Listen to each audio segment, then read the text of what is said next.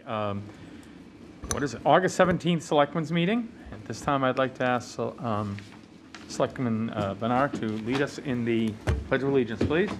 Please join me in the Pledge of Allegiance. I pledge allegiance To the flag of the United States of America and to the republic for which it stands, one nation, under God, indivisible, with liberty and justice for all. Thank you. You're welcome. As you can see, the Select Board and Town Manager and Town Clerk have our masks on. For those who are unaware, Danvers has returned to a mask policy in our public buildings. We ask that you, everybody who goes to a public building the town owns, wear a mask for COVID safety protocols. At this time, I'll accept a motion to approve the minutes of June 29th, 2021. So moved. I have a motion. Do I have a second? Second. And any modifications to the minutes? All in favor? Aye. Opposed? Thank you very much. At this time, we offer the opportunity for new public business. If you haven't been here before, just to let you know. If you have some new public business that's not already on the agenda, we welcome your opportunity to speak to the board. Is there anybody with new public business not on tonight's agenda? Seeing none, we'll move forward then. Thank you. Agenda item number 3, the board is in receipt of an application for first-time block party by event coordinator Hillary Gordon, 36 Sherwood Avenue, Saturday, August 28th, 2021, 12 to 4 p.m., blocking Sherwood Avenue from Cabot Road to Coolidge Road. Is there someone to speak to this? Hello, welcome. Thank you.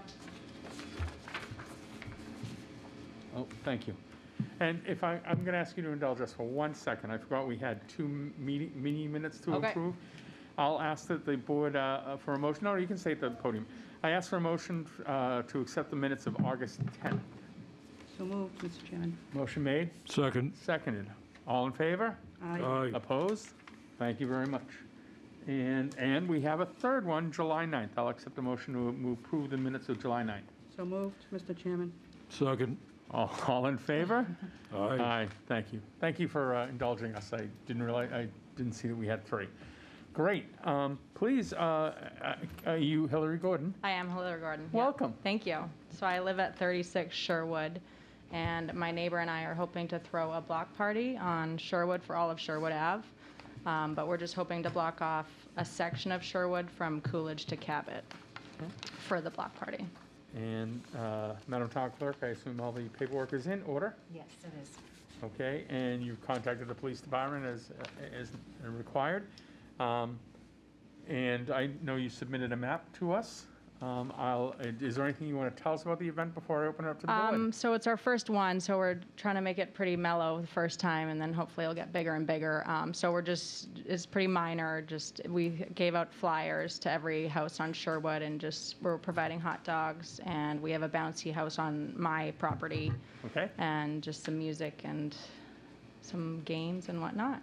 Great, sounds like fun. Yeah. I'll open it up to the board. I'll start with Selectman Mills. No questions. Thank you. Good. Sounds wonderful. Yes, Thank we're you. excited to start more of a community in the area.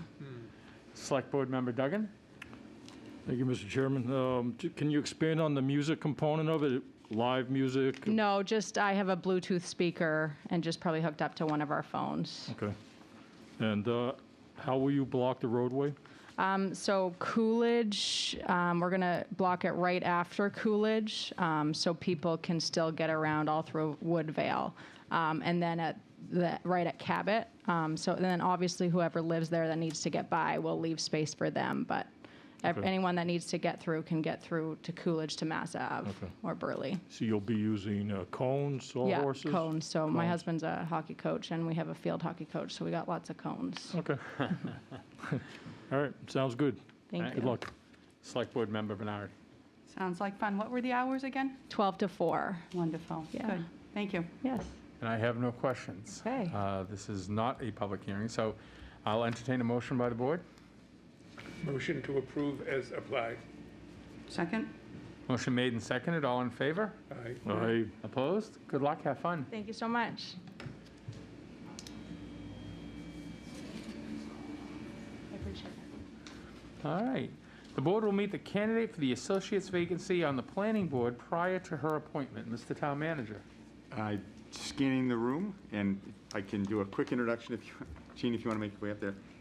Jean Hartnett is a candidate to become an associate member of the planning board. She served previously on the Conservation Commission and is a civil engineer, so brings a very relevant skill set to the planning board, is familiar with their work, comes highly recommended by staff in the department. Wonderful. Ms. Hartnett, do you want to speak to the board, or? If you could go to the podium, though, we do record these, and it's on cable, our cable access system. So we'll want to hear what you have to say. Hi, my name is Jean. I've lived in Danvers since 2015. I was previously on the Conservation Commission, but I did not get reappointed because I had to leave to go to grad school to get my master's degree. Now that that's finished, I would like to do some more volunteer work, and I heard that there was a planning board position open, so that's what I'm here for. Great. I'll open it to the board members. Select Board Member Duggan. Thank you, Mr. Chairman. So just a couple of comments and then some questions for you. So the planning board is a very important component of the town government, makes decisions that are oftentimes not, they can't be challenged. And so, again, it's very important. So the planning boards, they cover a spectrum. You have people on the one end that are perhaps town residents who lived here all their lives and don't want to see any change whatsoever. On the other end of the spectrum, you have developers who just want to build, build, build. So it's important that planning board members be unbiased and make decisions that, I don't want to say they're in the best interest of residents, because you can't really make everybody happy, but do you think that you can make decisions that are not, that are impartial, knowing all the facts and what the town bylaws are? Yeah. Are you familiar with the town bylaws? Yes, I got a copy when I was on the Conservation Commission, and I feel like we had to, deal with that in the same sort of manner, and you can't please everybody, but you try and look at both sides and, review what the applicant has to say and make the best decision. Right. Okay, I just want to share a brief story with you, a personal story of my own, and you'll see that it's kind of applicable here. So I grew up in a small town called Goshen, New York. It's in the mid-Hudson Valley and about 50 miles north of Manhattan. The town is, when I was growing up, known for dairy farms, horse farms, and also onion farms. About 3 years ago, the local planning board approved a large project that was very contentious, and many, many residents were opposed to it. Yet the planning board approved it unanimously, and it actually came to fruition about 3 months ago. It's called Legoland New York. It's this huge theme park, 500 acres. And I bring this up because just a few appointed people, they weren't elected, they were just appointed, they made a decision that changed the character of Goshen forever. And so it may seem like a trivial position, but you can have an impact that will be everlasting. So just keep that in mind if you are appointed, that it really has long-term consequences. It can be positive sometimes and not so. So Okay. I just ask that you keep that in mind. Thank you. Thank you. That's all I have, Mr. Chairman. Thank you. Select Board Member Bernard. No questions. Love engineers, so good luck. We have several in the room I tonight really who love appreciate that comment. Select Board Member Mills. Thank you, Mr. Chairman. Good evening. I think that the town is extremely fortunate to have someone with your qualifications and background willing to serve on this very important board. And I echo everything that my colleague, Mr. Duggan, has to say. But I have a slightly different take on it. When in doubt, follow the law. When you're not in doubt, follow the law. Don't blame it on the guy next to you, the woman over here, or what. Follow the law. And you can always blame the law. Thank you. Thank you. Thank you. I want to say that I read your talent pool application, was very impressed. Happy to have people willing to participate and support the town through their volunteer efforts, so thank you very much for that. And I think to Select Board Member Mills's point, the zoning laws are in fact laws. The bylaws are laws offered and recommended to the state on behalf of the town, but they are approved by the Attorney General, and they have the weight of any other law. So I look forward to seeing your application of the law to the people who come before you. I have no other questions. Are there any other questions of the board members? No. Hearing none, I'll accept a motion, please. Actually, I'm sorry, no Mr. motion Town Manager. required, just Oh. the standing policy has been when we have people joining these boards for the first time, we Yes, have them thank you. come. At a reappointment, they wouldn't appear, but they would come before the board to introduce themselves the first time around. Wonderful. Yep. Thank you. All right, well, congratulations. It sounds like you have our support, and good luck in your endeavors. Thank you for volunteering. Thank you. The public hearing will be held on the application by Flip the Bird, Danvers LLC, doing business as Flip the Bird, 198 Endicott Street, Anthony Marino, owner, for a common viculars license at that location. Is Mr. Marino with us? Welcome. Could you go to the podium, sir, and introduce yourself? Hello, my name is Anthony Marino. This is Victoria Farnsworth, and we are the owners of Flip the Bird. Great. So I'm familiar with your Beverly site, but not everybody is. Would you take the opportunity to sell us a little bit on the business, the fair? So Flip started at the Cumming Center in Beverly a few years ago, and we got a really good response. So we opened up a shop in Beverly to test out the concept. We're sort of like a homemade Chick-fil-A, where we do everything made to order from scratch. We do specialize in Nashville hot chicken and chicken sandwiches and Southern style food. And Beverly's going really well, and we're branching out a little bit, and Danvers spot became available.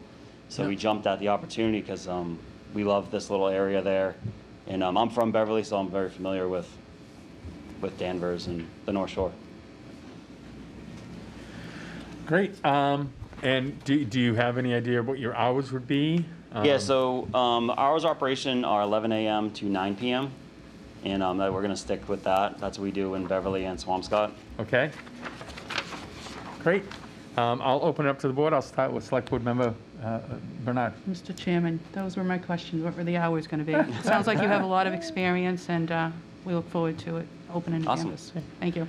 Select Board Member Mills. Mr. Chairman, I think the name is extremely provocative. I'm glad that you mentioned chicken sandwiches. It adds a whole different additional dimension. Yeah. Sounds like you've had great success, and hope you'll have the same success in Danvers. Thank you. Thank you. Thank you. Select Board Member Duggan. I don't have any questions. Thank you. Thank you. Okay. Good luck. Thank you. I don't have any other questions. This is a public hearing. Is there any members of the audience who'd like to ask questions of the board or of the applicant? Seeing none, I'll entertain a motion to close the public hearing. So moved. Second. Motion made and seconded to close the public hearing. All in favor? Aye. Opposed? Thank you. Any other questions by board members?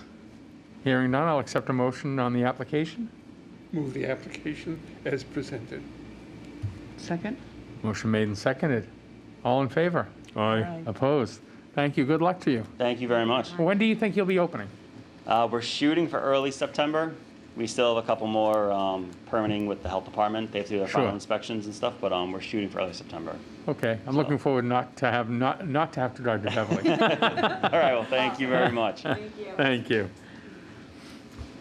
Agenda item number 6, the board will consider two applications of one-day wine and malt beverage licenses by the Danvers Historical Society, 11 Page Street, Louis George, manager, on Tuesday, August 31st, 2021, and on Tuesday, September 21st, 2021, both from 5 to 9, for the Summer Beer Garden event at the Glen Magna Farms, 29 Ingersoll Street. Mr. George, would you like to speak to the application, sir? Did you say August 31st? Good evening. I'm here with Laura Silly from the Historical Society as well, and I'm a member of the Board of Trustees of the Historical Society. And we're here to get today for the application for, this is our second and third beer gardens. So we had one earlier that we were before the board for, that was held on August the 3rd. And so this one's going to be held on the 31st of August, and another one that will be held on September 21st. And it's going to be held at Glen Magna Farms on 29 Ingersoll Street. And it's, the event is actually going to be from 5 to 8:30 in the evening. And we actually had a really good response to the one that we just had earlier this month. We had, I believe, approximately 150 people who appeared, and we had some, we had local brews from, we had True North Brewery, Essex County Brewing, as well as we had some ciders as well. We had some open mic music too, and it was a good event. And it was what we were trying to do with these beer garden events is really just to open up the Historical Society and the venue as well to people who may not otherwise necessarily have come. So we had a lot of people who came, who lived in Danvers, who lived nearby, who'd never been to the area. And it was an enjoyable evening, and we're hoping to have the same time on the 31st and the 21st. And we're happy to entertain any questions that the board may have. I assume you're capitalizing on the Chronicle show. Yeah. must be Chronicle very show much was more great. It was popular. really, Yep. Played that again last night, I think. yeah, and it was really, and we had, anyway, Matthew Martin, who was there at the event as well and showed people around. So people really had a nice time enjoying the gardens. And it was just a nice, Nice. it was. And I it was a understand good Mr. event. Tremblay ran a great open mic. It's a great open mic. I'll open it up to the board. I think I'll start with Select Board Member Mills. Do you have a question, sir? Thank you. Is it Nora? Are you behind that mask? Laura. Laura. And my assistant Nora couldn't be here tonight. Okay, hi, Laura. Hi. To both of you, especially to Louis George, you continue a phenomenal family tradition of service to this town. So good luck with this one. Thank you. Another notch in your belt. Yeah. Thank you for It's a everything. lot of fun. that We had you a lot do. of help. Okay. Thank you. Select Board Member Duggan? Thank you, Mr. Chairman. Perhaps Ms. Silly would like to explain the benefit. These are benefit events. Perhaps you could explain what the Yes, we're raising awareness for the National Historic Landmark Derby Summer House and the need to get the milkmaid and the reaper back up on the peak. Also, benefiting the property in general, but the main focus is to get the reaper and the milkmaid back up on the peak of the National Historic Landmark. all right. All right, sounds good. I wish you success with both events. Thank you. Select Board Member Bernard? I think it's wonderful. All of you are great families, and I love this in Danvers for our community. Thank you for what you do. Thanks. Wonderful, and I have no questions. I think you've answered them all for me. I do have one, I shouldn't say that. Who will be managing the alcohol service? Managing the alcohol service, it will be Nora Hooley is the liquor manager for the event on the 31st of August, and I'll be the manager on September 21st. We are both tip certified, and for the 31st, I will not be there on the 31st, so it will be Nora as well as Samantha McHugh. Samantha McHugh is one of our Glen Magna event managers who is tip certified. Great. And Heather Palm as well. And Heather Palms. Yeah, Heather Palm, she's been with us for 17, 18 years. Wonderful, thank you. Those are my questions. This is not a public hearing, so I'll entertain a motion from the board, please. Someone will make a motion? Make a Move motion. The applications as presented. Thank you. Second? Motion made and seconded. All in favor? Aye. Aye. Opposed? Thank you, and good luck on your two events. Thank you very much. Thank you very Hope much. to see you there. Yes? Thank you. Agenda item number 8, the board will vote to accept a gift in accordance with MGL Chapter 44, Paragraph 53A. Mr. Town Manager? Oh, did I skip one? I apologize. I'm going to go back to Number this. 7. Yep, number 7. The board is in receipt of an application for a first-time event, Robert J. Lynch Memorial Road Race, by event coordinator Ashley Steves of High 5 EM Sunday on October 10th, 2021, 10 a.m. start time, beginning and ending at the Holton Richmond School. Is there someone here to represent that? Welcome. Could you head up to the podium, introduce yourself? Hello, my name's Jillian Lynch, and this is my twin sister, Jessica Lynch, and my mom's in the audience too, Irene Lynch, and we are hoping to host a memorial 5K for our father who passed away unexpectedly in 2015 of a heart attack. He lived in Danvers his whole life. There's really no other better place to do this than Danvers, where he also supported so many kids in sports. We were lucky to do a virtual 5K last year, and it was really successful, but we would love to get everybody together to honor him. So yeah, it would be an honor to do that here. Great. Town Clerk, I assume all the paperwork's in order? It is. And we got a map of the road, of the race locations and starting and ending points. And I see that you have, you've marked out the start, finish, participant parking, the facilities you'll need. I'll open this up and start with board member, I think Duggan is next up. Select Board Member Duggan? All right, thank you. So just a few comments for you and then a couple of questions, if I may.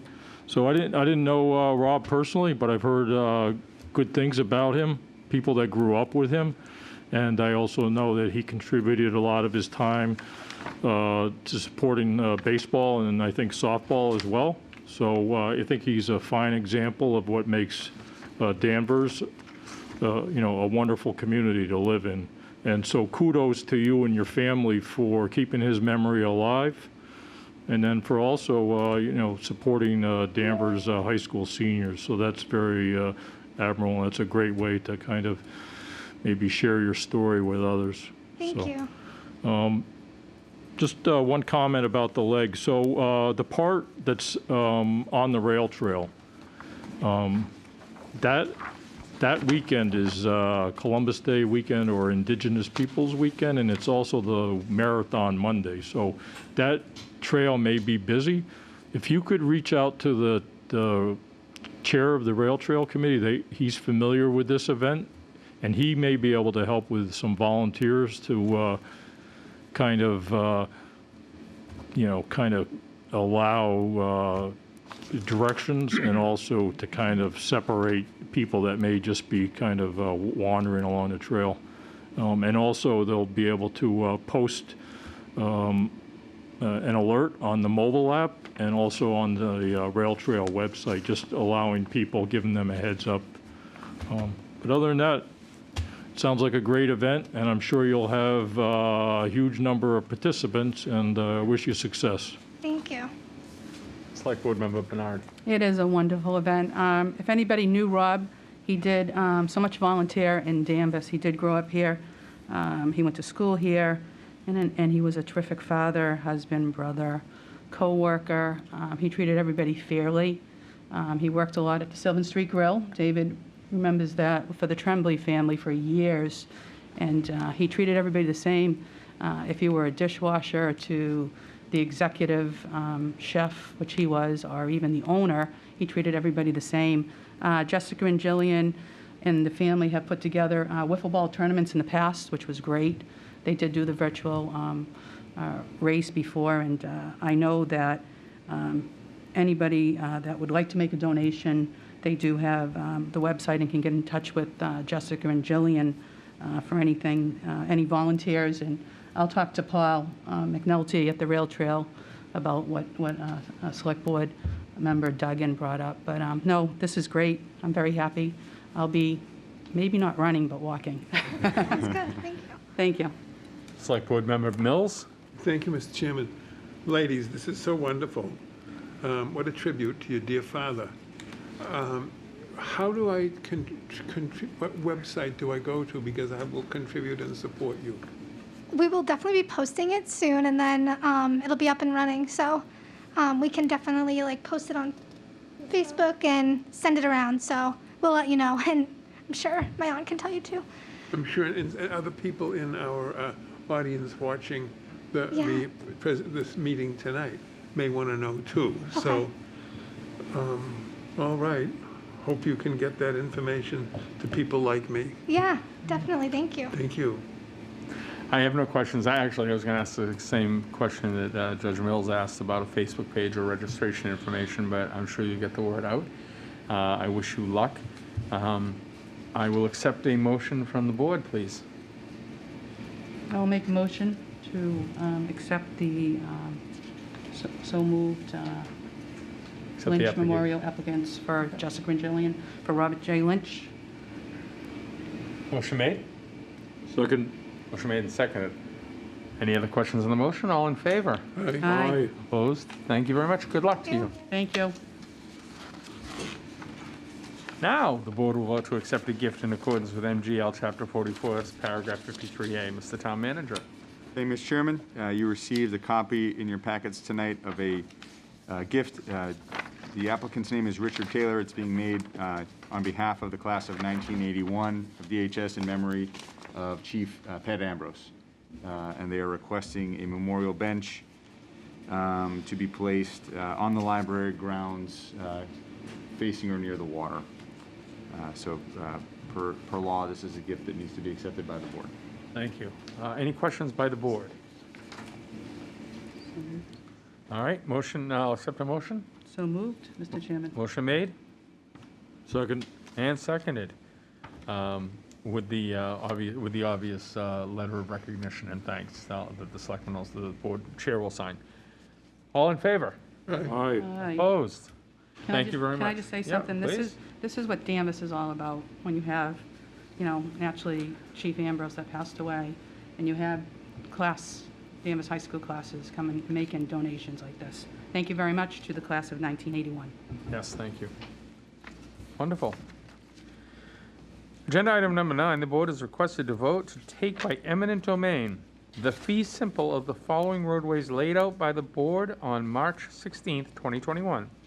Accepted as town ways under Article 17 of the May 17th, 2021 annual town meeting, and as authorized by town meeting to acquire said fee in the ways: Avon Road, Holly Lane, Sunset Avenue, and Vineyard Street. Would our town engineer like to speak to this? Speaking of engineers, Hi, good evening, Chair and Select Board. Steve King, Town Engineer. In front of you tonight is the last step in the order of taking of public ways to streets. This is for Avon Road, Holly Lane, which is a recent subdivision, Sunset Avenue, and Vineyard Street. So I believe you guys did receive the order of taking documents. You would sign those. I would then take those back once they're been finalized and executed. I'd bring them to the Registry of Deeds to record them, and then they would become public ways in the town of Danvers. great. I'll take any questions if you have any. Select Board Member Bernard? No questions, thank you. Select Board Member Mills? No questions. I think you do a great job, Steve. Select Board Member Duggan? Yes, just one question, Mr. King. So Sunset Avenue, I recall that street had some issues with sewer lines. There weren't any, and there were houses had septic systems in their yards. Has that been remediated? That was addressed. That actually was a project that started when I first started working here in Danvers. We put in a new sewer and new water main on the street Okay, in 2016. all right. And the other roads, it looks like they've been used by town residents for many years, so probably not any expense for accepting any of these roadways? And no real expense incurred that Paperwork. we'll take on. Yeah, okay, great. Thank you for that information. And I think we always ask when these come up, how many are left? And when are we done? Never. We're in the range of around 70 left, Okay. but the time frame of when we can complete them, I know we're working together on a plan to keep moving forward with getting the ones that we want accepted as public ways. Okay. Job security, I suppose. The language for the proposal is very exact per state law, so if someone would like to read this language specifically. Yeah, I can read it. Okay. Start, I move. Okay. I move that the Board of Selectmen take by eminent domain the fee simple of the following roadways laid out by the Board of Selectmen on March 16th, 2021, accepted as town ways under Article 17 of the May 17th, 2021 annual town meeting, and as authorized by town meeting, to acquire said fee in the ways Avon Road, Holly Lane, Sunset Avenue, and Vineyard Street. Said taking of each fee in the way as being particularly described in the respective order of taking to be executed by the Board of Selectmen on this date. Do I have a second? Second. All those in favor? Aye. Opposed? Hearing none? There you go. Thank you very much. I will ask the town clerk in the future, can we, is it necessary to say Board of Selectmen, or can we say the Select Board? Select board, yep. Great, Have thank them you. correct that. I've been trying very hard. We all are. There's a slip here and there. No worries. All right, great. At this time, agenda item number 10, the Public Health Director will provide an update related to COVID protocols. Welcome. Before our day gets started, I'll introduce, we have Judith Ryan, our public health nurse, is also in attendance tonight, and Ade Solaran is our Director of Public Health. We invited him tonight to provide an update to the board. You received notification last week that based on some of the data that Ade will be talking about tonight, we did make the decision this past Monday to start requiring masks indoors again in town buildings and offices. You'll see some information about other communities that have taken similar steps.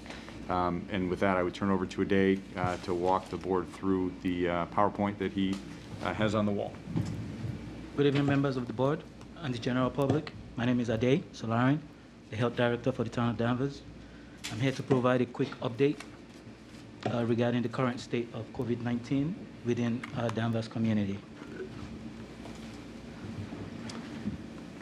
Brief background. Governor Baker ended the state of emergency on June 15, 2021. At that time, there was improvements in public health data attributable directly to the development and effective distribution of safe, highly effective, and free COVID-19 vaccines to the general public. Over 3.5 million Massachusetts residents were fully vaccinated, and over 4.3 million Massachusetts residents had received the first dose. Right around the time the state of emergency was lifted, the vaccination rate for the town of Danvers was around 68% for the residents that had received a first dose and 61% for fully vaccinated residents. And Danvers saw a decline of active cases at the same time the state of emergency was lifted.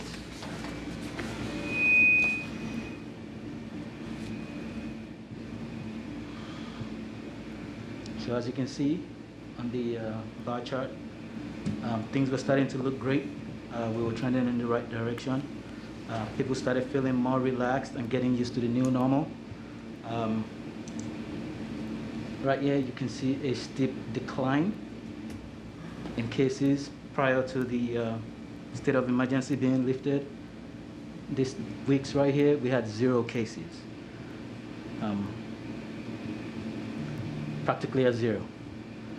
At the same time, the more contagious Delta COVID-19 variant first detected in Massachusetts during the second week of April was steadily rising across the state, and it was rising mostly among unvaccinated individuals. With vaccination rates remaining stagnant, coupled with increasing indoor and outdoor festivities, we started noticing right around July 4th celebration an increase in new cases and breakthrough cases as well. So just in terms of perspective, between mid-July and mid-August last year, we were averaging 7 cases per week. At the moment, we're averaging 20 cases per week. And as you can see right here, we went from 6 cases first week of July to 41 cases the week of August 5th to August 12th. So in total, we've had 92 cases between July 4th and August 12th, with exponential increases occurring during the last 3 weeks.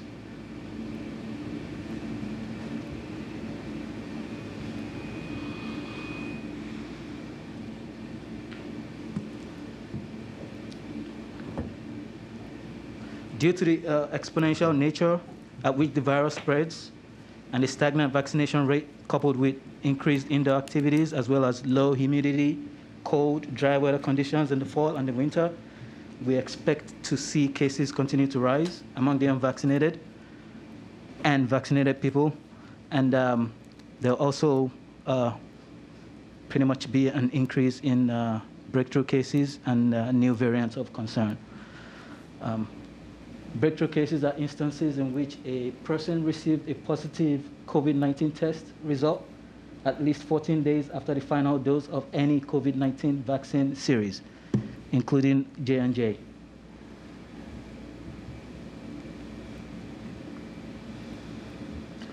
From March 2021 to present, we have had approximately 118 breakthrough cases in the town of Danvers compared to 9,969 breakthrough cases within the state of Massachusetts. Only 0.23% of fully vaccinated individuals have experienced a breakthrough case statewide, and only 4.46% of individuals that are fully vaccinated have experienced breakthrough cases resulting in hospitalizations statewide. With the breakthrough cases as low as they are, this shows that we have very safe and effective COVID-19 vaccines. So, why am I here? Why are we concerned? Well, we're concerned now because cases are rising among vaccinated and unvaccinated individuals. Based on our vaccination rates peaking, increased indoor activities, and contagiousness of the Delta variant. The Delta variant is highly contagious, more than 2 times as contagious as previous variants. It may cause more than 2 times as many infections. Patients infected with the Delta variant were more likely to be hospitalized than patients infected with the Alpha or the original virus strains. So, what's going on in Essex County? Well, the CDC now considered Essex County an area of high level of community transmission, with the Delta variant being the predominant strain. CDC now recommends that even fully vaccinated persons wear masks or face coverings when indoors if other risk factors are present. Other risk factors include weakened immune systems, increased risk for severe disease due to age, underlying medical conditions, if someone in your household is unvaccinated or meets any of the above mentioned criteria. This means that if you live with children under the age of 12, you need to wear masks indoors. If you live with immunocompromised individuals, you need to wear masks indoors.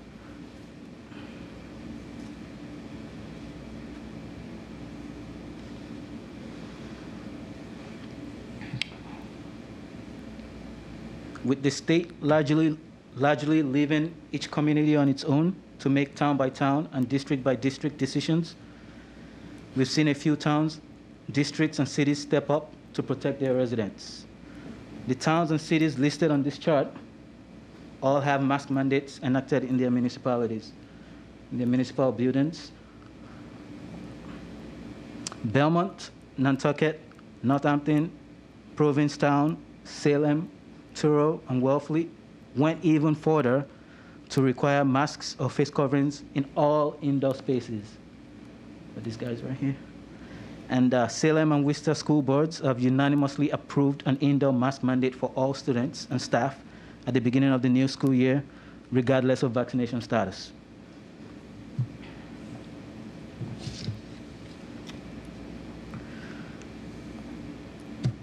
The Danvers Board of Health will meet later this week or early next week to discuss and possibly vote on implementing a mask mandate for businesses within the town of Danvers. I'll also be at the school board meeting on August 23rd to discuss mask and vaccine measures ahead of the start of the new school year. At this time, I'm happy to answer your questions and provide feedback to subsequent future board meetings. And in closing, we are one variant away from rendering the current vaccines useless.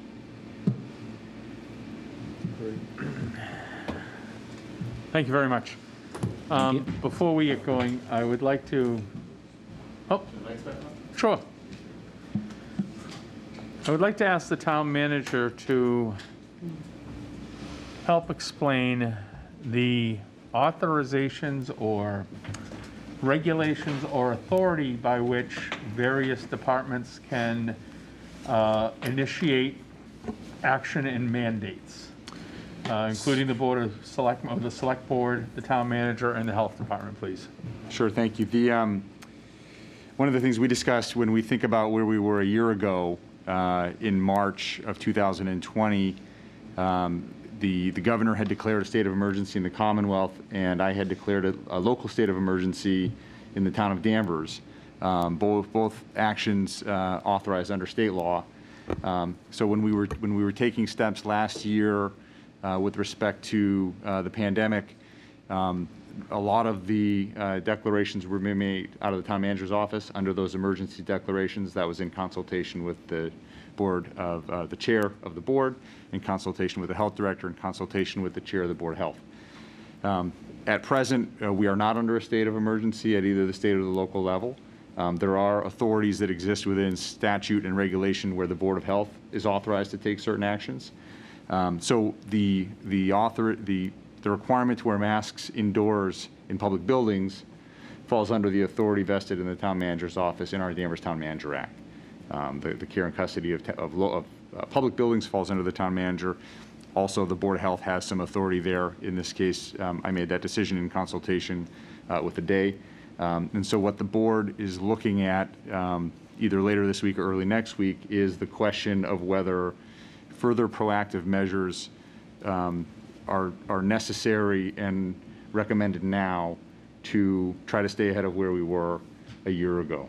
We've had meetings with the unions, and we've had meetings with staff to talk about, I think everybody, certainly the engineers in this room who run divisions and departments for the town, we would like to avoid at all costs ending up where we were last year, with the doors closed, with staff on AB schedules. People want to work, they want to be here, and so we've had great support from staff to put masks back on in hopes to keep operationally where we were without having to go backwards. And I think that's the question that I think a lot of towns and cities are starting to wrestle with, both organizationally and within the community. Are there proactive steps now that head off worse outcomes later? So I sort of over-answered your question about the authority to take these certain actions now, but generally speaking, those are the discussions that Ade and I have been having about kind of where we are with respect to the data. So excuse me, if I might paraphrase, regarding to public buildings, you as town manager and the Town Manager Act have the authority to initiate these mask mandates, and that's the authority of the town manager at this point, with consultation with the appropriate people. As far as public health, that would fall under the authorizations provided by the law through the health department. The local boards of health have certain authority granted to them by state regulation and state law. Thank you. Yep, that are standing authority. And this is one of the cases where the selectmen themselves don't have authority to enact any action or legislation themselves as a board, as our current board. Is that accurate? I think that the short answer is yes. I think that there are, depending on the way that charters and town and enabling documents are written, that's a city by city or town by town. It may vary. In this case, I think the reason I invited Ade, the board requested that Ade come and present, was to offer some feedback to Ade. Certainly, the board members individually are also able to attend the Board of Health meeting if they want to communicate directly with the Board of Health. But ultimately, the Board of Health has the authority to make this decision, certainly with feedback from the board, but not bound by the board. And speaking of feedback from the board, I think I'll turn to the board members now for their personal feedback on the presentation that was offered and the direction the town is going in. This is all subject to the fact that the governor has not initiated a state of emergency. So at this point, we have to act under our own guidelines and directions with respect to the authorities we have. I will start with Select Board Member Duggan. Sir. Okay. So first, can you just clarify, when you were asking those questions, were you kind of trying to determine if the town could legislate mask mandates throughout the town in terms of like private property, like stores and other types of venues? Is that?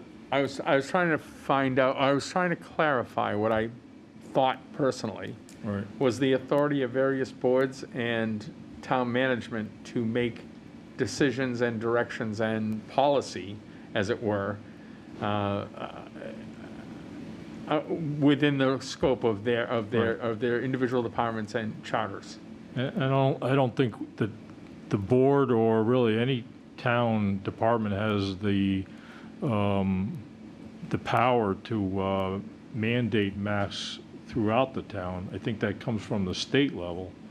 Well, that's the clarity I'm asking for, and I think that the town manager has offered that the Board of Health has certain legislative provisions that do allow them to make certain decisions. Okay.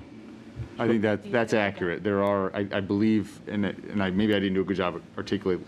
In a state of emergency, the chief executive has the authority to make decisions that would normally go through a legislative process. Outside of that, there are regulations and state law, and I cannot quote them Bible and verse, that authorize boards of health to take certain actions that are deemed in the public interest with respect to public health and public safety. And that's what we're seeing. You see predominantly on the Cape. Salem recently took that step through their board. So the Danvers Board of Health does have the authority, depending, as they are reviewing the data and thinking about what the implications may be to take certain actions that would impact private businesses. Okay.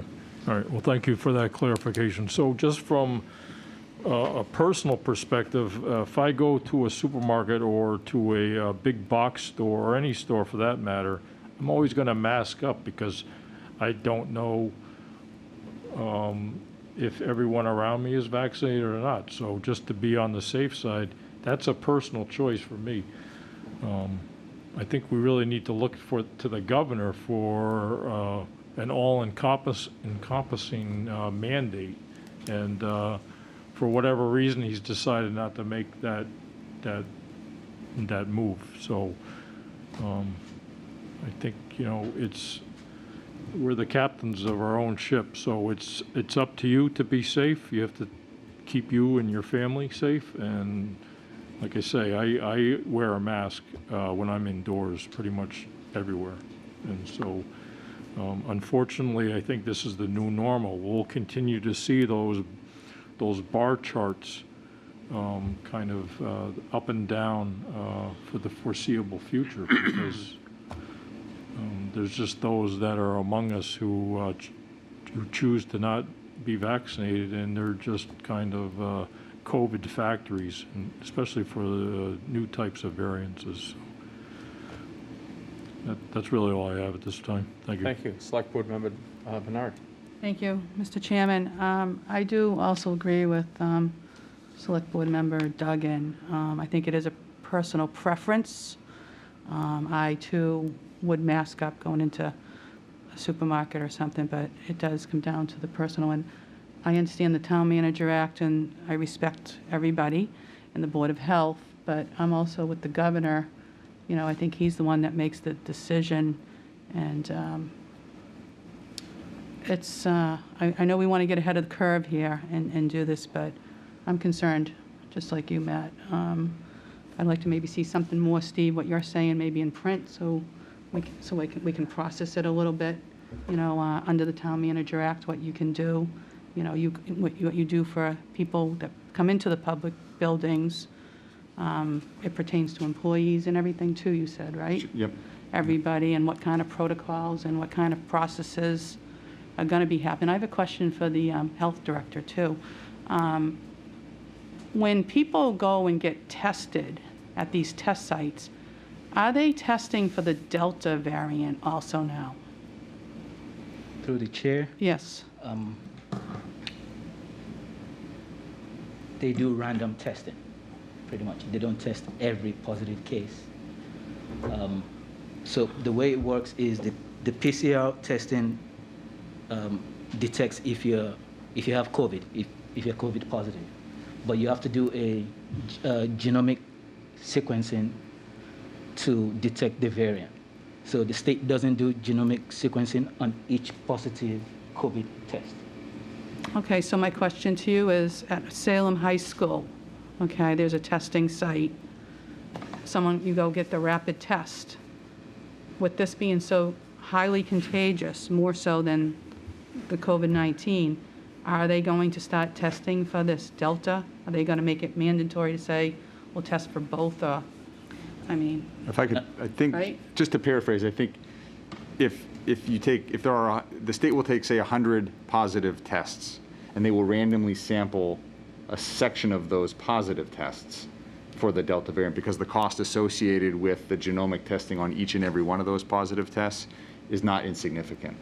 So they're not going to test every positive case for the Delta variant, but they're going to do random sampling from among the positive results, if that makes sense. So, and then they're drawing conclusions based on the random sampling that they're doing from the positive cases. So maybe 2 out of the 5 or 5 out of 5 of the random may be Delta or not Delta, but they're not going to test all 100 of the positives for the Delta. interesting. Thank you. No more questions. Nothing Thank you. further time. Thank you. Select Board Member Mills? Thank you, Mr. Chairman. Ade, thank you for doing a very clear, helpful presentation, and also for sticking with us and the town manager. I mean, you came aboard, wow, talk about a baptism of fire. And the decisions you and Steve make and the board makes, there's going to be no right one. I don't think. There's going to be the best one that you can come up with, and I will support you. And I think what the governor does, plenty of people are opposed, plenty are for. I'm still astounded at the number of people who have not taken advantage of available vaccine. When it became available last spring, I was on the edge of my seat hoping to be able to get the vaccine, and I was because of my age. You know, I was alarmed by the last sentence that you spoke in your presentation tonight, saying something about we are one variant away from annihilation. What was the sentence? What was the last sentence of your presentation? I want to make sure I heard it clearly. We are one variant away from making the vaccines useless, for rendering them useless. Wow, that sounds terrifying to me. And if that's what the science is, then nothing I can do about it. But it sounds terrifying to me. Thank you for what you're doing, and Steve, thank you for hanging in there for the last year and a half, doing a superb management job of trying to make all of this work in the pandemic crisis. All I can do is say, I'm glad I'm not making the decisions, because it'd be very difficult. Thank you, Ade. Thank you. Thank you, Karen. Thank you. I have a few comments. And it's hard these days to keep these comments on the subject in general devoid of politics. But I trust the science, and I trust the medical professionals who provide the knowledge, experience, education that can't be dismissed by a Facebook search or a video from a one-off or an outlier. So I trust the science, I trust the vaccines, I trust masks are a provable, preventable way of transmitting the disease. And the decisions we have to make without the state's leadership are difficult. I am torn, frankly, as a public leader. My personal view is I trust the science. I accept that social responsibility sometimes trumps personal rights, that I have the right to make decisions about myself, how I act, how I behave, things I do, to the point that it does not affect someone else's lives. I could stay home every Friday night and drink myself into a stupor. That's my right, I could do that. But when I go out in public and do that, I'm endangering other people. And that's where my personal right is trumped by a social right. I'm part of it's part of my social contract to care about my fellow man as well as myself. I don't think we'll ever get to a point where these decisions are formulaic, where we say if the cases rise by X percent or rise to Y number, we should do this action. It's always going to be a case-by-case, situational decision-making, and I don't envy the Board of Health, our public nursing, our public medical professionals, anybody. I happen to work, not as a medical professional, but I work for one of the larger health insurers in the country, in the state, and understand just a little bit more about what's going on than maybe the layman. And I see how effective mandates are. And to your question, the state is doing testing with accurate statistical relevance. They can't test 100% because of costs. They can't test 100% just for logistically, so they take a statistical relevant sample and they can derive information from that. But I also, as a civic leader, am not here just for the citizens, not just for myself, but also the businesses in town. So I can't make the Board of Health meeting. If I were to be at the Board of the Health meeting, I would ask, at least for the next 3 weeks, to rely on the state leadership. The communities you cited are all tourist-related communities. They're all in the height of their tourism or about to be. Salem, the Mayor Driscoll is making a decision based on the fact that tourists will flood her city shortly. And it'll start in September, go through October, and it will flood the city, and she had to shut it down, and it was a difficult decision.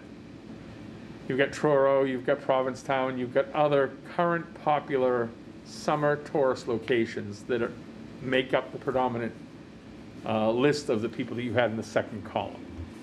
Danvers is not in that tourist situation. We're not expecting an influx, a large influx of tourists. I would ask you to act with, personally I would ask you, not as a select board member, just personally I would ask you to consider the devastation that it does put on businesses.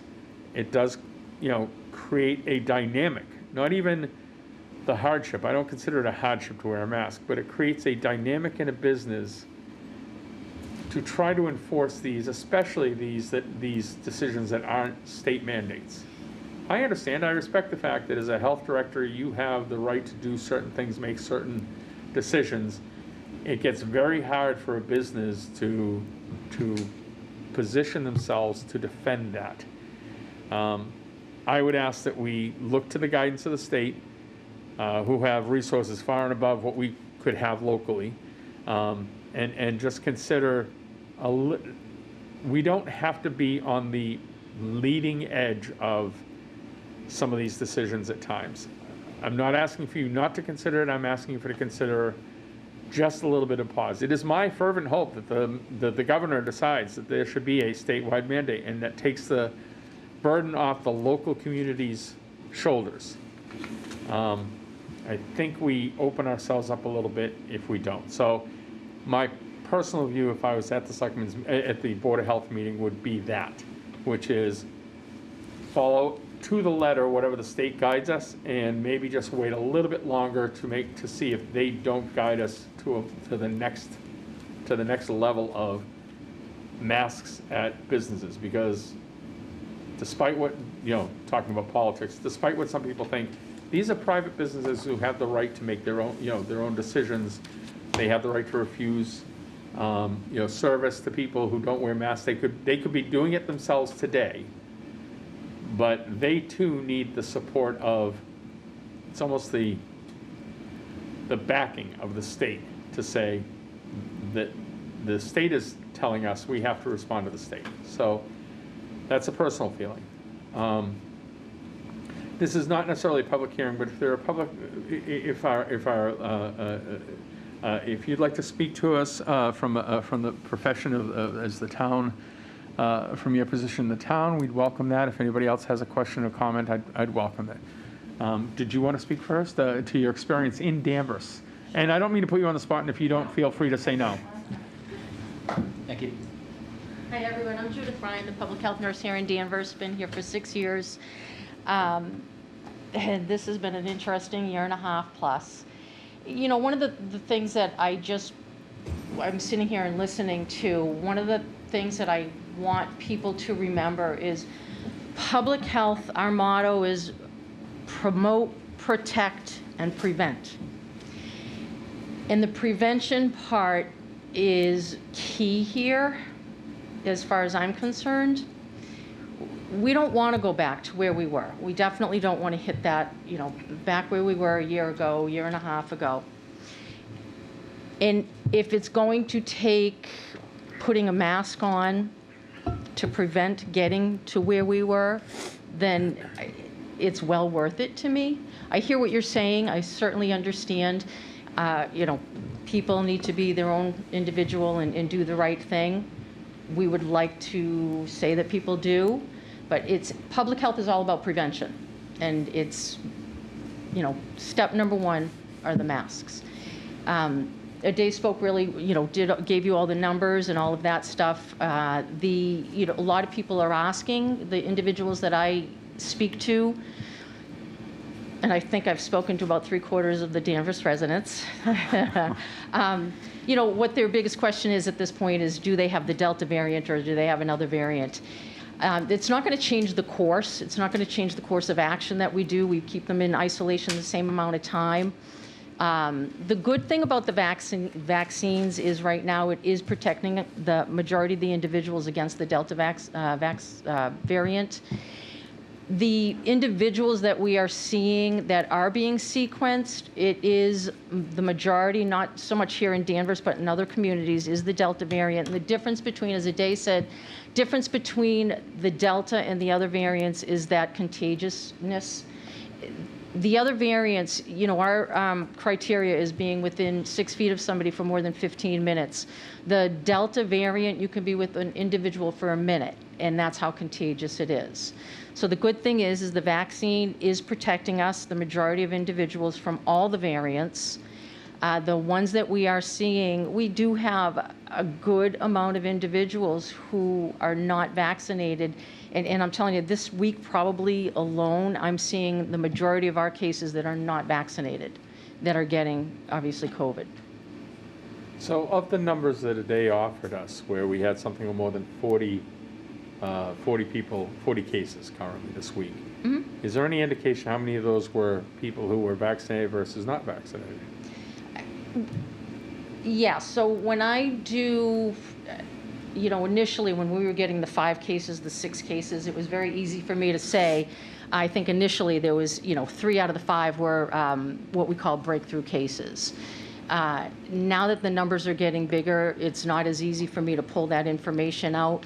The last report that I ran was from, I think, July 23rd to last evening, 94 cases. We had 41 breakthrough cases.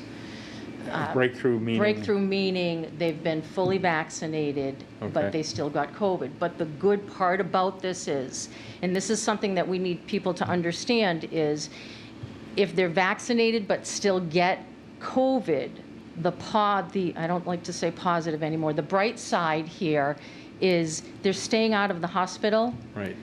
They're not dying.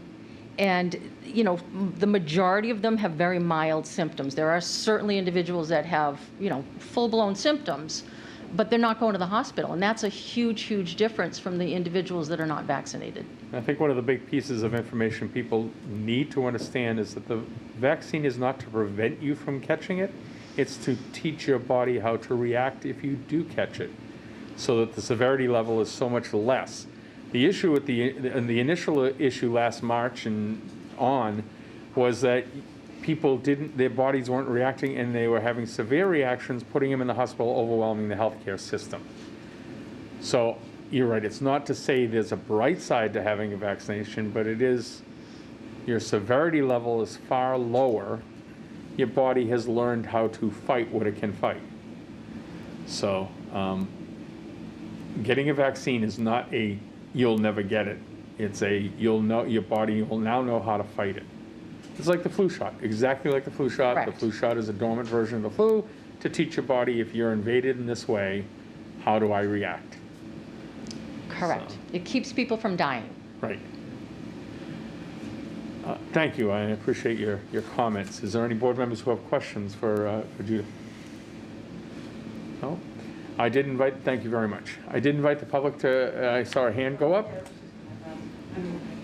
You can ask through the chair, ask a question, whatever you'd like. With the increase, with the increase of the Delta variant, are we seeing any progression towards more people getting vaccinated? Like, do you know if we have a spike of people getting vaccinated now that there's more cases? Is anything positive Please. happening with that?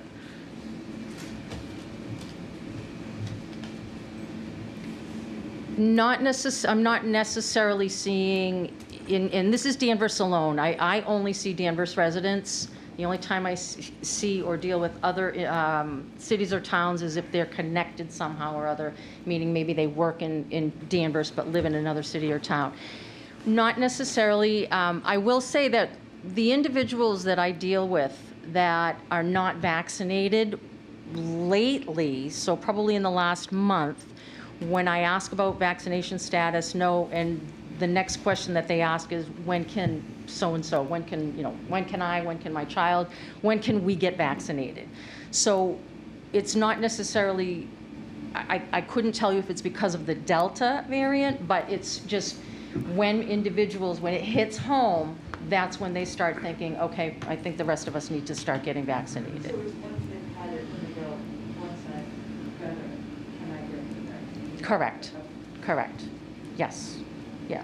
Could you tell us, and I don't need the exact number, but roughly what is the vaccination rate in the town, and how does it compare to the state? I do a breakdown of the different age groups, and one of the breakdowns that I do is all residents, so I start with from 12 to 110 years old. Uh-huh. And we are close to, I think the last time I ran it last week, I think we were 69% for fully vaccinated. Wow, that's great.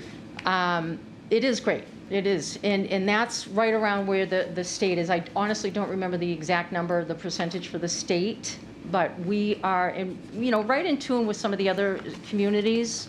Some of the other communities are a little bit higher, but we're pretty much average with the rest of them. The lowest rate, I think, for percentage, I want to say, is that 20 to 29-year-old. I think that's, but when I say lower, I mean, we're talking 67, 68%, 66%, something in that range. Well, there are two roles I don't envy these days. It's public health roles and it's the school committee. So I thank you for the work you do and the recommendations you'll make, and I know they'll be difficult and hard, and thank you for listening to our personal thoughts on this subject. Thank you. Thank you. I think we're all set with the subject. Okay. Great. Back to the engineers. Thanks. Back to the engineers. The board will discuss a proposal to construct a new DPW facilities. So I'll start by saying I think that the agenda item there is a touch misleading. Really what we want to do tonight, and David Lane, Public Works Director, is at the microphone, is share some of the preliminary results in working with Weston and Sampson as we evaluated our needs and locations in town that could accommodate those needs in full. And spoiler alert, there aren't many. The follow-up to that is what other options might we have if we're unable to identify a single location. So with that, I would turn over to David. And you did receive a memo in your packets, actually 3 memos from David. One from July of this year, one from June of this year, and one from November of last year when we started this process. So thank you, Steve. So over the past year, we have worked with our staff and Weston and Sampson and other town officials in different departments to look at what we have for DPW facilities, catalog everything, number of people, number of pieces of equipment, areas that we need to work and store equipment, all of those things. And Weston and Sampson does this a lot all over the state for many other communities that we've already talked to. At the end of that report, it concluded we have a big department. Public Works is a large department when you put electric, water, sewer, everything together. And it kicked out a very large site. We have diagrams, so when you put everything on a piece of property, how does it look? Even when you put it all together as tight as possible. And at first it came out as a 15-acre site that we needed for Public Works with a 130,000 square foot building. And then right away, I talked to Stephen King. We look at the maps of where we're going to find a 15-acre site in Danvers, and our options get very limited very quickly. Just to help for perspective, how big is the high school? How many thousand square feet? Is this half the size of the high school? Twice the size of the high school? So, if you were to build it that size, So we can see it, like what you're thinking. we're trying to visualize. So the high school buildings are over 200,000 square feet. Okay. So say more than 75%. half, maybe 2/3 of the high school as far Okay. as the building size, and we would need about half the high school property, or a Great. little over half of their property. Well, that's about what we Just looking for some perspective. Thank you, that helps. Sure. So after that, obviously, we took it back and we met with the Weston and Sampson folks and met with our staff again to refine it. What can we do without? What can we tighten up more? Looked at some different options, and still we get to a consolidated site. It's up around 13 acres, maybe 12. Maybe we could squeeze it on a 10 or 11 acre site with being really creative and multiple floors. So then we did some more work looking at pieces of property around town, and really felt uncomfortable looking at a piece of commercial property that was 10 or 12 acres. Not that we really found many of those that exist. And then we looked at the town properties. There's town properties that exist. However, the town's done a good job with open space. And we didn't really feel comfortable charging ahead thinking, well, wait, we could use an open space parcel for Public Works. That didn't seem to make sense because the towns made a previous decision to buy property for open space. You know, could LaBelle's Grove house the DPW in the front half of it? Absolutely. It would work great, but then we don't have LaBelle's Grove for the town. How do we recreate that? So we looked at that. There was other pieces around town. There's some state-owned property. There's some property that has some contamination on it, those things. And we started looking at what I called the strings attached to the properties. And suddenly, if we tried to go down one of those, we're looking at a DPW facility 10 years from now, not today. And that's when we really took a hard look at the big priorities I gave Steve, and I think you folks have it also, is the must-do list. Hey, here's the stuff that we really need to be doing now, and we've been pushing off because of a DPW facility in the future. So tonight, we wanted to bring that up, that we really don't see a silver bullet. Sorry for the metaphor, but a place where we can put a whole big DPW facility in town. And then it got us back to maybe we shouldn't have a consolidated facility, but look at modern DPW facilities in a couple pieces around town. And we'd look to make the services as efficient as possible, still save services, put the people together that work the most together, look at the economics of it. And we started looking at a few of those options of parts and pieces. One of them was water and sewers down on Canal Street. Can we leave them on Canal Street? There seems to be working around that. It's probably a good idea. We probably can.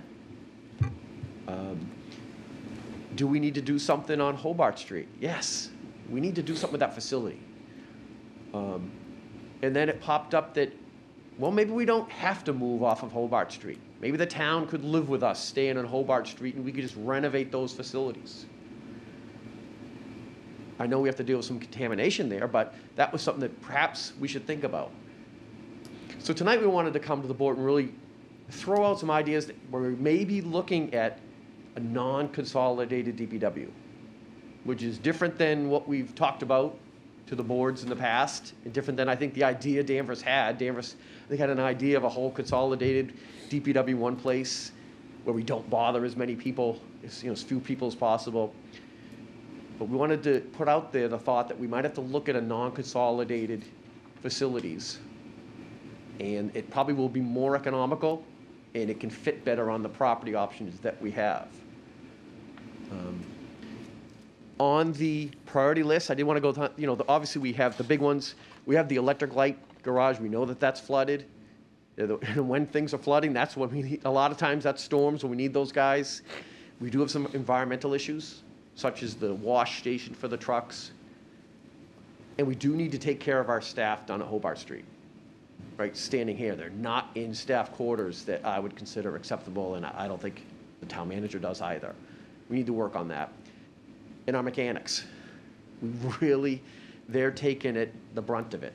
They're not in modern garage facilities right now that are, as safe and as efficient as we can make them.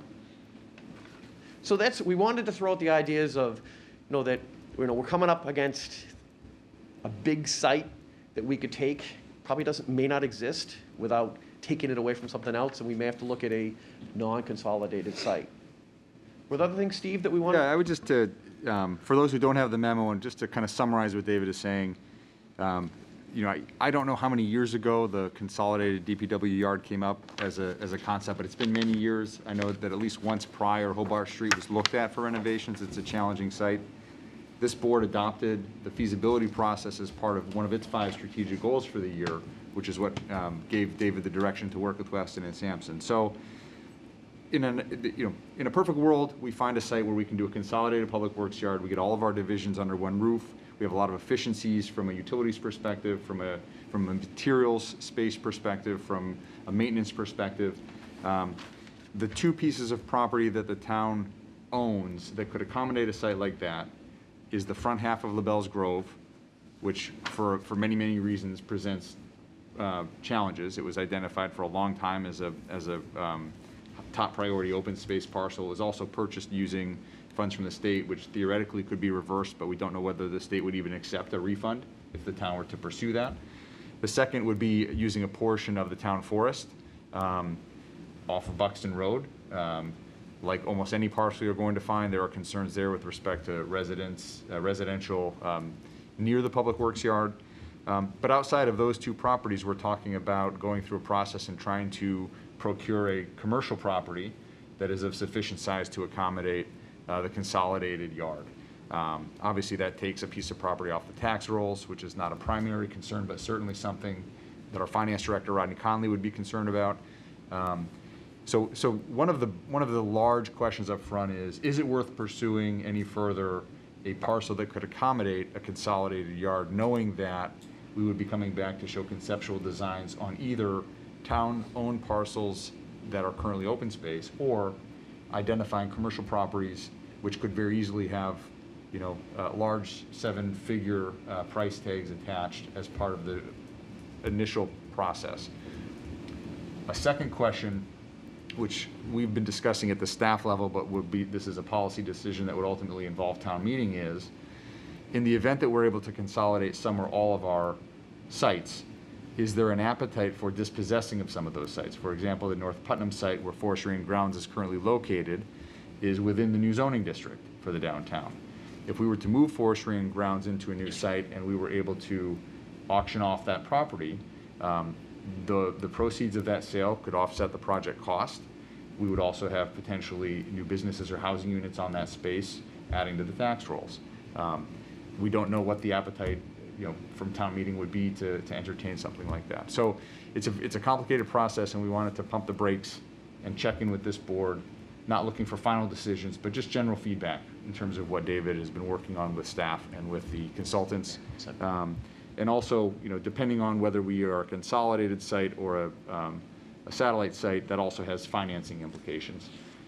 If we're doing a standalone electric department, that's going to be funded through the electric rate. If we're doing a standalone facility for the tax-supported, that'll mostly be taxed with some contributions from water and sewer for things like the maintenance garage, where the equipment division is taking care of vehicles outside of the division. But it's complicated, I guess, is a very short way of summarizing everything I just said. And I know David would be happy to take any questions you have based on the memos or based on what you've heard tonight. Sure. So we'll turn to the selectmen and ask if selectmen have some general comments. We'll start with Select Board Member Bernard. Thank you, Mr. Chairman. David, nice to see you. Couple questions, well, my notes. How big is LaBelle's Grove? 25 acres. 25, okay. So for That's why we say that the The front front half, part? would be, Okay. it'd be the front half and then make a park in the backside. Okay, and I know this is just for discussion too, but when Steve's saying a seven-figure price tag, we're talking Well, to for- do all this? No, I'm sorry. What? I was saying, so it could be a $50 million project Yeah. to build the consolidated facility. The cost for that would be shared between the tax levy, the electric rate, and the water sewer rate, depending on where we ended up. The seven-figure item I referenced is if the town had to negotiate and buy a commercial property to house it, we would have the property acquisition cost, which could easily be seven figures, as part of the overall project cost. Okay, So all right. on a I town-owned just- parcel, we wouldn't have to buy it, but if we were looking at commercial properties, we would first have to buy the Right, property. so those, I have a couple, so just bear with me, this is Yeah, only for absolutely. discussion, This is what we're okay? looking for. All right, so right now, we have DPW is, street division is on Hobart Street. Yep. We have equipment division on Hobart Street. We have water and sewer on Canal Street. Yep. Electric light is on Barrow Street. Forestry, you said was on Putnam, which I thought Yep. too. Building maintenance is out down the Twyfield, that garage, Yep. okay? And the engineering is on Barrow Street, right? So, I don't know, I brainstorm, my mind goes a mile a minute, okay? There's still a, hear me out, okay? Just brainstorming. This is what we're looking for. This is exactly what All we're right? looking for, Hear me yeah. out, and this is, you know, good ideas, bad ideas, but just maybe no comment, but just hear it out. There's still a good chunk of land at the Danvers dump, okay? At the dump, At the landfill? yeah, at the landfill, to the right. No. Okay, just hear me out. Oh, I'm sorry. Okay, Okay, yeah. all right, there is, okay, so, but you can, well, we can take a, I'll pick you up with our mask, we'll take a Okay. drive, okay? Okay. People, you know, dump there all the time. You know, I understand contaminated sites, encapsulate sites, things like that. I think I've brought it to you, or I mentioned it to Steve when I first got on the board when we were talking about this and brainstorming. The Hollywood Hit site, okay, it's contaminated, it's got arsenic, okay? Clean up pups, bring a burner in, okay? We're talking, you know, it could be state funded, who knows, grants. I'm just brainstorming with you, okay? Just giving you guys some idea. And then, I mean, this is kind of crazy, all right? But we talk about, now we have our beautiful Smith School, which we're going to have the ribbon cutting, okay? Absolutely love it, okay? I foresee, and this is probably maybe something in the future, that the Thorpe School will be the next probably project. Has our town, actually, we want to keep costs down to our residents, okay? Has the town thought about, I mean, this is just an idea, the Thorpe School is a big chunk of land, all right? If we somehow could house something, I mean, the Smith School's population numbers are so big right now. Smith School has a bunch of land, you know, maybe house more students, just ideas, hear me out. And then, I know there's some land around town, too, that could possibly be some sites, too. And that's why I'm just wondering, naturally, we don't want to incur expenses to our residents and our taxpayers. They pay enough already, okay? We want to keep the costs good, but I think we need to, I love the idea of housing things together. Okay. But we've got to be cost-effective, too. You know what I'm saying? And that 153 Andover Street, that land back there, that's that building, that brick building? Yep. That's looks like a decent site, too. I mean, just throwing it out there, there's commercial properties. This might be the time to strike now with these commercial properties when nobody really wants them. You know, Right. So, I mean, as crazy it is, I don't know, who owns it, Burlington Coat Factory? I mean, we'd love, maybe Kane's Flower World, you know, that would be a high price tag. But these are just, I'm just thinking of these things, David. You know what I'm Sure. saying? But And that, we do have the ability, one thing we did, there's a question about the procurement process. Some communities have negotiated directly with property owners once they identify a site. Chapter 30B, which governs public purchasing, is very squirrely and specific about under what circumstances you can and cannot sole source negotiate. But we could certainly, we've been through this process before where we could articulate the type of property we're looking for, put that out to the Danvers community, and find out if there are commercial property owners who would like to engage with us to have that discussion. Yeah, And that's some of the feedback I think we're looking for. I'm going to look at that. And then one other idea I had, I grew up on MacArthur Boulevard. Okay. What about that substation off Walter Road that goes down there? What is that? What is all that? How much land is all there? What is that? So that land that's our main substation for Okay. town. And how much land, though, is there? So there's land that's partially owned by us, and a lot of it's owned by National Grid, because National Grid has their lines going through there also. So How much is owned by us, do you know? So I don't know the acreage of it. However, the area that doesn't have electrical equipment on it is very small. We store poles on that area, and that's kind of the only area left, because we're looking at areas where we could station our control house, and we were having trouble even getting land for that. That's There's ours. a lot of land there, like even the front part. I mean, as a kid, Yeah. we were afraid to walk down there. You know what I'm saying? Yeah, I can look again. just ideas. The National Grid right away is wide. It's large there with the big. But we'll take a look. But I think those I think Yep. were, just some, like I said, I think, you mentioned Hollywood Hits. The property behind Hollywood Hits is it's a Superfund site. So Yeah. the federal EPA is engaged on that property to eventually remediate it. Right. And that is a property that is Yeah. large enough to accommodate what we're talking about. I And that's mean- that's a timeline question, because it could be the 6, 7 burners, years. the Yep. arsenic, everything in the ground, super funds, there's ways of funding that too. So yes, and You know that what I'm piece, our town engineer is working with EPA on the cleanup of that. It Okay. appears the cleanup is going to happen at some time. It's going to be cleaned up. It's a matter of when is that going to clean up start, when's it going to finish, and that fell into the category for us is that's a DPW site 8 to 10 years from now. It's almost Or- like too bad we didn't know about this before, if we could only have our crystal balls out, right? Right. I mean, look at the Sylvania site, you know what I'm saying? That could have been, Yeah, and that's, but, when we look at that is does the town want to take a site like the Sylvania site and make it a public works? It's a beautiful, large, commercial piece of property. I'm just. We're torn. I'm You can brainstorming. Yeah, no, we are too, okay? yeah. So, that's it, that's all, Thank thank you. you. Thank you. Select Board Member Mills. Thank you, Mr. Chairman. First of all, David, excellent paper summaries that you have provided to make this understandable. Second thing, just a thought I have, what leftover state lands exist in, I keep thinking about, the Danvers State Hospital.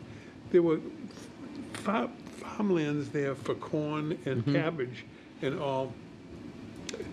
You mentioned in your presentation tonight that you looked at state land. What state land is available that we might be able to evaluate? And you can answer it if you have it, or it's just a thought. I think there is some open state land. The second thought I had is I've been looking for years at the floods in the parking lot of the Danvers Electric. I'm saying, holy smoke. Just a thought. What if, is there any way of raising the grade there by 6 or 8 feet with fill? Or is there any way of creating available, safe parking area on stilts? Some way of getting out of that wet water so that site could be used as a dry site. Those are the only 2 thoughts that I have. Cool. I want to take those both thoughts back, and we did look at state-owned property around the highways and around the state hospital, and we ran into the legalities of the agricultural restrictions and whether or not those even could be reversed. And so we probably need to do a little more due diligence on those agricultural restrictions on that land, and what does that mean? That's what we found. The open space that's left was under agricultural restrictions up around the old state hospital site. My thought is that whatever legislative process made them available for agricultural exemption, there's a legislative way to undo that. Right. So, Yeah. I don't know what it is, but what has been done by the state can be undone by the state, generally speaking. Yeah. Okay? Yep. Thank you. Select Board Member Duggan. Excuse me. Duggan. Thank you, Excuse me, sorry. Mr. Chairman. So just a couple of thoughts, Mr. Lane. So just to follow up on what Select Board Member Mills had just mentioned about state property. So I know there's one that just was discussed recently on Armory Road, sort of Dayton Street, Armory Road. There was a segment there that had, it's not very large, but I just want to speak to the open space. So I think that's a non-starter for me personally, especially with LaBelle's Grove and the town forest. That's kind of, you know, there's not a lot of open space out in that part of town, and I think it's kind of would be upsetting for people that live in that area to, for the thought that that would somehow be commercialized. It's one of the last stretches of 114, it seems, that's actually kind of open. Sure. And I think down the road, years from now, residents will appreciate that was protected. And as a resident in the Back Bay, close to Plains Park, I find it disconcerting that the DPW kind of continues to grow that facility and also use the area in the back of the park along the water there as kind of a, I've compared it to a contractor's yard because you never know what's you're gonna find back there. So it's just, it's not really something that I would think favorably of, to take open space and use it in this way. In terms of the consolidation, I don't really know if that's really necessary. I've been down to the Canal Street site and I've been inside the buildings and it's very impressive. I know we had some financial challenges with that over several years trying to get that, but I think it suits the people that work out of there very well. And I would favor that type of approach where you could find small pockets and kind of, you know, areas within the DPW that don't need to be tightly bound. You could break them out and kind of separate them. Also, there's you mentioned mechanics and the repair of vehicles. So that doesn't really necessarily need to happen in Danvers, right? You could identify some type of leverage facility in a close by, you know, like say Peabody or Beverly, and maybe purchase together a facility where you could have Danvers employees working in the facility, and then you could have this other town's employees also working, and so you could kind of share the cost. That's kind of a thought that I had for that. It is a challenge to kind of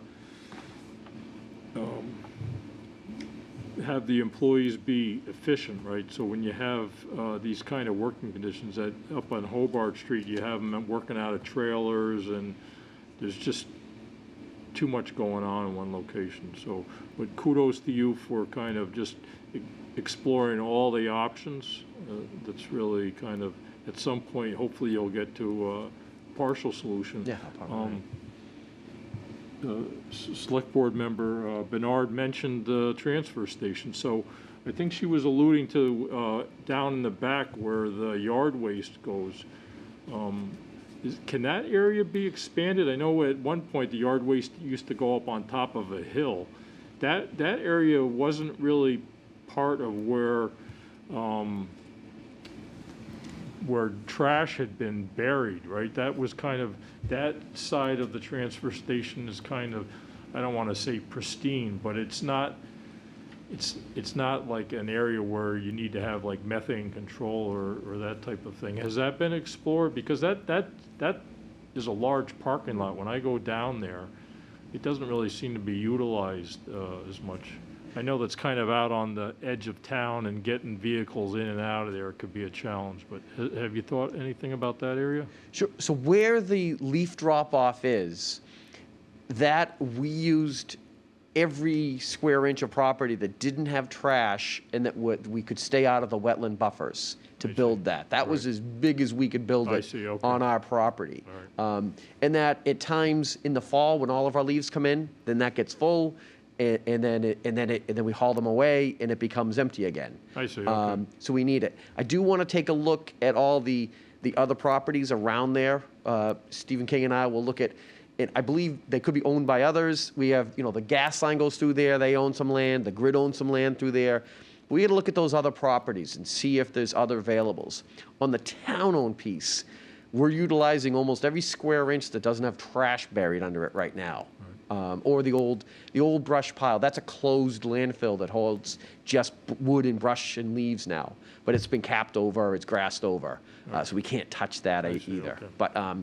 But we'll look at those adjacent properties. And the leaf parking lot, it's sized for just what we need for the leaves. We'd have to replace that somewhere else, and it's just big enough for that. Right. But we'll see. We got to look at those adjacent properties, like Select Board Member Bernard said. See if there is land, over there behind the high rises somewhere that's not in the wetlands. Right. So it sounds like the solution is kind of a little bit of this, a little bit of that, not just one solution that you can kind of find a site and just build a large facility. That doesn't really sound like it's feasible at this point due to land costs and just the lack of space that would be available. So. Unless we get a phone call tomorrow from one of those property owners on 114 that want to sit down and talk to the town manager and us, there's a couple there that would work. Yeah. Okay. All right, that's all I have. Thank you. Thank you. So a couple of things. One is, to me, LaBelle's Grove is a non-starter. It's a third rail. I wouldn't go near it. It was purchased for open space, and I think you would have an uphill battle, not only with the state to try to reclaim it and reuse it, but I think you'd have an uprising. That has been a piece of property identified by town meeting for decades, and when we finally got it, kudos to Wayne Marquis in getting that property. So I wouldn't even go near it. I think that you aren't going to find one single spot. What I'm doing right now is I'm on the town's GIS. Yeah. And I'm scrolling around trying to find large parcels of land without buildings on it right now that I know, that I can't tell whether there's other mitigating factors. But I see large parts of land behind, like Rosewood Court. There's a bunch that kind of go from the dump towards the river, and from behind 114, behind LaBelle's Grove, down. I'm sure people have been looking at them. I don't think you're going to find one big consolidated spot. The other thing we have to be cautious and cognizant of is you can't put something in a residential area.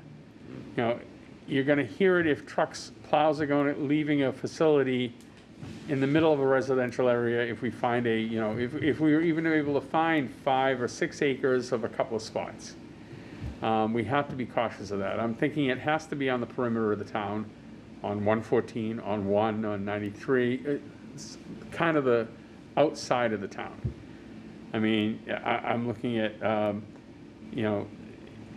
there's not enough adjacent space near the airport, even though it looks like a large swatch of land. So I think that you're going to have to change the focus from finding a single site. But I don't think that that's an impediment. A lot of your space is storage. I remember when I was on the municipal light board, a lot of that building was for placing transformers. Where are we going to put the poles? Where are we going to put this heavy equipment?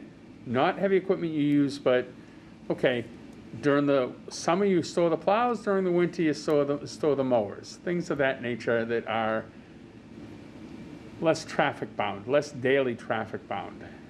So I'm thinking that storage of that kind of equipment and that kind of supplies can be away from a main yard and not detract from the effectiveness of having all the vehicles at one spot with a garage that can service them. I get that. There's economies of scale there.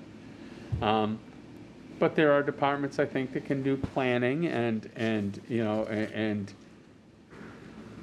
less, I don't want to say less service oriented, but less oriented to sending trucks out. The electric company, you want them all together. Maybe not the equipment, maybe not a transformer where if one blows, you can go get it, or a pole goes, you can go and get it. But the rest of it should be together. And if they're right next to the DPW, trucks, and they're right next to the sanders, and right next to the plows, and they're right next to the forestry trucks, I get it. There's economies there. I think that if you're looking for suggestions, it's kind of pull up the GIS, and people are welcome. The public's welcome to pull up the GIS. It's on the town website. Look at it. You can scroll in, scroll out, look for scale, and say, this might be a potential. But I don't think that we're going to offer anything that you haven't already done. I'm sure Stephen's gone. GIS is one of his babies, so I'm sure he's gone to GIS and said, oh, this is a possibility, that's a possibility. I don't think we're going to brainstorm and come up with a huge thing, other than I think the direction you're looking for is, do we abandon the concept of a single facility, all-encompassing? I don't think we have that opportunity in the town of Danvers right now. I think, Select Board Member Duggan has a thought of, we've always talked about, is there multi-community action we can take? Is there something on the border where we split something with, I'm making this up, but with Wenham? Is there a piece of land that straddles? There's farmland there. Is there a piece of land that straddles the town where together we come up with a solution? We're already talking about some of our IT services, working with them. Maybe there's some community building that we can do there. But personally, I think you should probably abandon the fact that you're going to get a single spot, ideal for the commercial traffic you're going to be providing, the service traffic, in a place that is all-encompassing, 13 to 15 acres. I don't think you're going to find it. And I'm sure many of these open spots that we're looking at have wetland issues that we can't see on a map, have utility easements that we can't see on the map, things of that nature. But I will say firmly that I would not support LaBelle's Grove. Just to let you know. And I can hear Billy Clark whispering, yelling in my ear right now. So those are my thoughts. Board members, do you have any? Oh, Mr. Town Manager. I would say, and lest anybody at home take away the wrong message here. Mr. Lane is not suggesting, Mr. Bartlett's not suggesting that LaBelle's Grove be a suitable site necessarily. The task was to identify where it's possible, and I think the takeaway is there are no town-owned properties that can accommodate the site without a serious negative impact. Right. I also think on the commercial side, David and his staff have spent a lot of time looking at commercial properties that are not at their highest and best use today. I mean, we certainly wouldn't look at a high-flying manufacturing company and saying, would you consider selling to us so that we can put a public works facility in there? We've identified at least one that would accommodate the electric department, but not the other departments. So it's difficult also to find a commercial site that would accommodate everything. We have looked at state sites. If I could try to summarize what we've heard, it might behoove us to take a second look at the state sites and at least speak to the delegation about the possibility. The state has, from a policy perspective, been selling off properties in recent years. They've tried to downsize their footprint in the Commonwealth.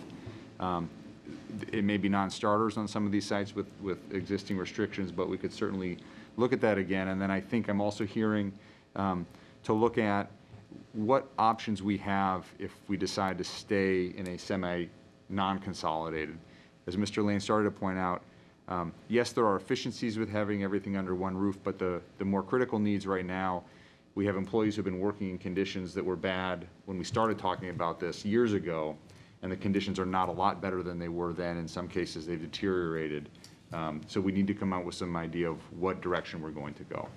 So I think the feedback has been helpful. And if you guys feel like we've summarized that accurately, we can go forward and continue to refine, and then we'll check back in with you once we have more to share. Excuse me, David, can I ask one other question? I just Sure. thought of something else too. What's, the land across from like kind of the state police barracks in Danvers, like Hawthorne, is there anything back there too?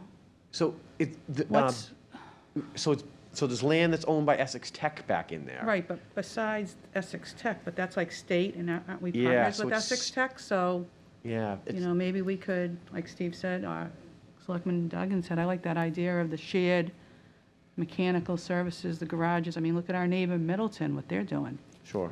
You know, I mean, look, I mean, they were fortunate to grab that Yeah. par 3, you know, golf course the family donated. But that is one of the state areas that we'll give another, give Okay, another because I look think at. I just And that's, was thinking about something like that. yeah, too. I think, and I've got a star next to that. We got to do some All more right. due diligence But on you the know where I'm state-owned talking, properties. right? You know where I'm talking? Like, Yeah, I do exactly. Okay. Yep. Right, And it maybe looks we'll like- take a road trip. Yeah, and it All looks right. like there's a large chunk in that area Yeah. between Middleton Street and the rail trail where the steam plant is. Yeah, that's on the other side, right, on that That's side. on the of other side, but right. there seems to be a big chunk there too. Yep. And I appreciate the concept of the, you know, the thoughts of the fields that go down along Middleton Road to Dayton. But I think you'll, as you said, we'll find you have agricultural restrictions there, the cornfields, basically. Yeah, we did start a deed research on a bunch of those little parcels and pieces Yep. out there, but I think, just like we said, we got some more work we can do out there. Follow-ups. Okay. Anything else, board members? Thank you very much for Sorry, the that update. was a lot for me. But ideas. All right. Your input is invaluable to us. That's what we wanted to get tonight. We Thank appreciate you. your time. All right, now, from the frying pan to the fire, the board will hear from the staff and ML Municipal Light Board on the customer cost of service charge. Shall we? Town Manager, do you want to introduce I'll the do the topic? introductions and then I'll hand it off. We have the Chair of the Municipal Light Board, Bill Hayes. David Lane is our Utility Director, and with him is Clint Allen, our Assistant Utility Director. So, you know, the parade of engineers continues. Yeah. So we had a brief conversation about the customer charge and the deliberations that we did with the Municipal Light Board back in the budget session, both with the Select Board and with the Finance Committee. We wanted to follow up that with some more detail of what we went through and where we got to it tonight, and Mr. Allen has a lot of those parts and pieces. As the overview, when we did the cost of service study on Danvers Electric, how much does it cost us to provide power to our residents? What should our rates be? What's the recommendation? What is the industry doing? We asked all those questions in that audit. And the study identified that we have fixed costs associated with our residential and commercial customers that we have to pay even if they don't use any electricity. If they use zero, we still have to, they still cost us. That's meter reading, it's billing, it's procurement of power, it's the capacity charges, a whole number of things. And across the industry, it's become the standard to have a base customer charge that covers either all or a portion of those costs. It's good business that was a good business practice, that was recommended to us by the experts in the field, and what we've looked and found that other utilities like us are doing. We want to set the rates to cover our costs, as we have to do. We try not to make a profit, or we make just we want to be in the black, but not make a profit. And we want to distribute those costs as equitable as possible.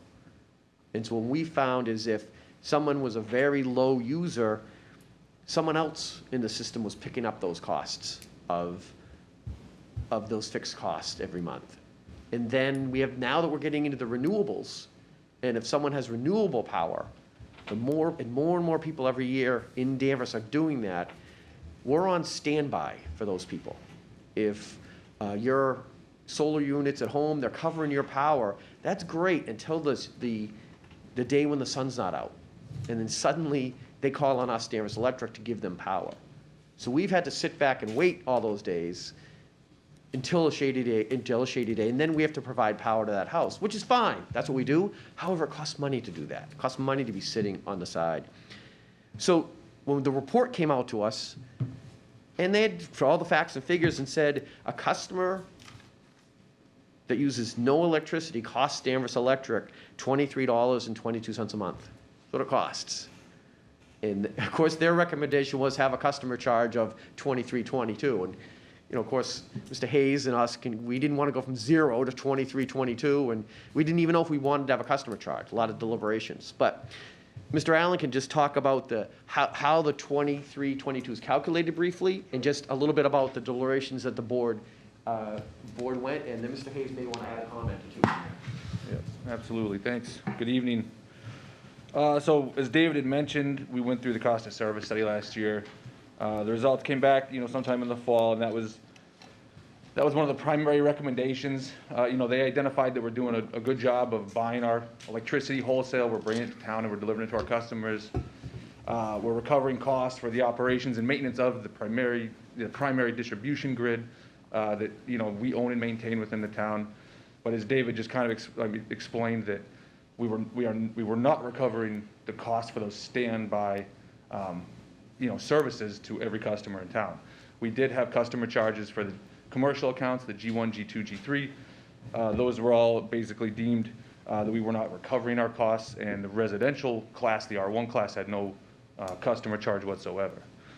So just to get specifically how they got to the 2322, there's 7 factors that bring us to that figure.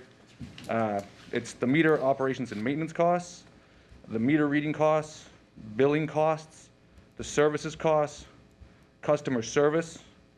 The cost also includes provision for the eventual replacement of the secondary equipment to serve the user. And additionally, there's an allocation of the sub-distribution system, which is basically the wire from our distribution system to your home that nobody else uses for anything. It's only for you to receive electricity to your home. And so basically those are the 7 costs. They break down roughly 50-50, that sub-distribution charge that David mentioned, the equipment, the meter itself, the service drop to your house, and then the back-end software and everything we need in order to be able to read that meter and issue bills. And the other half is essentially the customer service personnel, the customer service that starts accounts, the customer service that closes out accounts, and then the customer service that will be there to pick up the phone if you have a question about your bill. So we can, if there's any questions on any more detail on that, that's really a summary of how our consultant got to that figure. Which of those 7 categories includes the maintenance of a line? A person goes out because a pole gets snapped. You got to run a wire. Which of those 7 categories are they? Service. So that'd be the service. So if your service gets ripped off of your house, that would be like a service maintenance cost. But just maintaining the infrastructure of wiring the town. Yep. That's service. Okay. And that's actually, so that's the kind of operations and maintenance piece that's embedded in the energy charge, the 9.4 cents, the base charge. That's what that 9.4 cents is. Okay. Did you have something else, David, before I open to the board? The only thing I just wanted to is that the deliberations with the board, and jump in, Bill, if I get off the rails, but they've had policies, and we like to keep the rates as stable as possible. We've really changed that from how we were even 5 years ago. We don't like to change. We're projecting ahead 6 months to a year, keeping things really stable. We're doing a good job. So the Municipal Light Board took it very seriously to have a change like this, which was a big change in how we did our rates. And it took multiple meetings to talk about it, but they just couldn't get away from, and what I heard over and over again from the board members was, this is a very good business practice that's being recommended to us from the professionals in the field, and this is the part of the pathway to the future where we're headed in the renewables. And when the board looked at it, obviously they didn't want to go with the full amount, thought that was too much, and we talked around numerous options and ended up at the $7. It was roughly about a 30% of what the full cost is. And they thought that was a good way to start. And then when the future comes, we can look at it each year and see, are we good at a 30% covering costs on that? Should it go up? Should it go down? And the board made a commitment to look at it each December when they go to set the rates for the next year. We're really working hard to set the rates and try to keep them the same, for a whole year. And so each December, when we set the January rates, the board's committed to reviewing the customer charge again and see, should we leave it alone? Should we make it a little bit higher, or should we make it a little bit lower? And that's all I wanted to add, Mr. Chairman. Thank you. I'm going to open it up to the board now. Select Board Member Mills. I'm satisfied with the explanation. What is proposed is more than fair. I have confidence that the board was very careful and attentive and deliberate in trying to come to some fair resolution, and the explanation tonight I found very helpful. So I'm saying go for 15 cents rather than 7. Select Board Member Duggan. Thank you, Mr. Chairman. So the categories that you mentioned, the meters and sending out the bills and the poles and the vehicles, would you consider those to be fixed costs, that they're predictable, and then there'd be like annual increases, but for the most part, the infrastructure components are a fixed cost for the electric division? It's mostly the operational piece, right? Go ahead. Right, yeah, so for the customer charge specifically, so we do have the 9.4 cents, that's the base charge. Right. That's the fixed operations and maintenance to maintain the overall distribution system. These service costs are specific to the wire that goes from the main grid that we all utilize to the one that only you utilize. So that's the fixed cost to like a service drop to a home. Right. Yep. So it's a combination of the fixed cost, the depreciation of that asset, and also the annual costs, which are operational costs, whether it be Right. salaries, utilities, that kind of thing. Yeah, it's the cost of doing business. So for example, the telephone poles, you depreciate those, the vehicles depreciate. So how did you cover those costs in the past? So, for the past 100 years, how did you charge for those costs? So our budget is set up with a depreciation fund. So, and we're regulated by the Department of Public Utilities to put a minimum amount of money into our capital depreciation fund based on our system. That money goes in, and then when we show our capital part of the budget, capital report, all the projects, that's the expenditures out of that depreciation fund. Okay. I think a question about was there like a $5 surcharge, $5 charge that was existed in the past? Minimum. So we had a minimum bill on the residential. Right. So I think that's what I was So yeah, you thinking. had to pay $5. You had to pay at least $5. Right. Okay. And then for commercial users, they've been paying this service charge for years, right? For decades. So, except for the small, not the small ones. It was okay, only large users. Yeah. Yeah, G1 had the $5. I see. Okay. All right. So the G1, they saw an increase in their customer charge similar to the residential side. The G2s and the G3s, it already existed. Okay. And has any thought been given to kind of doing a percentage in the sense that there are some residential users that use maybe thousands of kilowatt hours a month and don't notice this $7.50 charge? And then there are other users who, turn the light off every time they leave the room. They try to minimize their usage as much as possible. So, so the charge hits everyone equally. So it doesn't, I know from your perspective, it costs the same, but from the customer's perspective, there's a difference. Does that make sense? Yeah, so it would be a customer charge based on a sliding scale of the usage. Haven't really given that one thought. We could take a stab at looking at that by all means. And then just one last thing is kind of the things that the electric division spends money on. So I believe there's a pilot that the division pays into the town's general fund. And then there's also roadway projects like Maple and Summer and Locust and Poplar, which the electric division seem to have funded. People that are paying this service charge say, why am my rates, electric rates, paying for those types of projects that seem to be more capital projects for the town itself? So I think there's a, people look at this service charge and think it's kind of, someone's kind of messing around with, Sure. with the money. And so can you kind of just speak to that just briefly about how the division is kind of spending their money in that sense? Sure. The Department of Public Utilities regulates what we can and cannot spend the money from the rate receipts on. It's regulated by them. The town of Danvers has made a decision to put the traffic signals under Danvers Electric. Danvers Electric owns and maintains the traffic signals in town. When those traffic signals have been upgraded, they require some road work, curb changes, other civil construction that we say.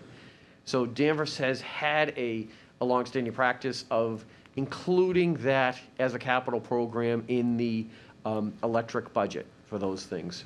It's been checked with the Department of Public Utilities, and it's allowed, it's legal to do it, how it was spent, but it's probably at the far extent of what we would want to spend that money on, the Danvers Electric money.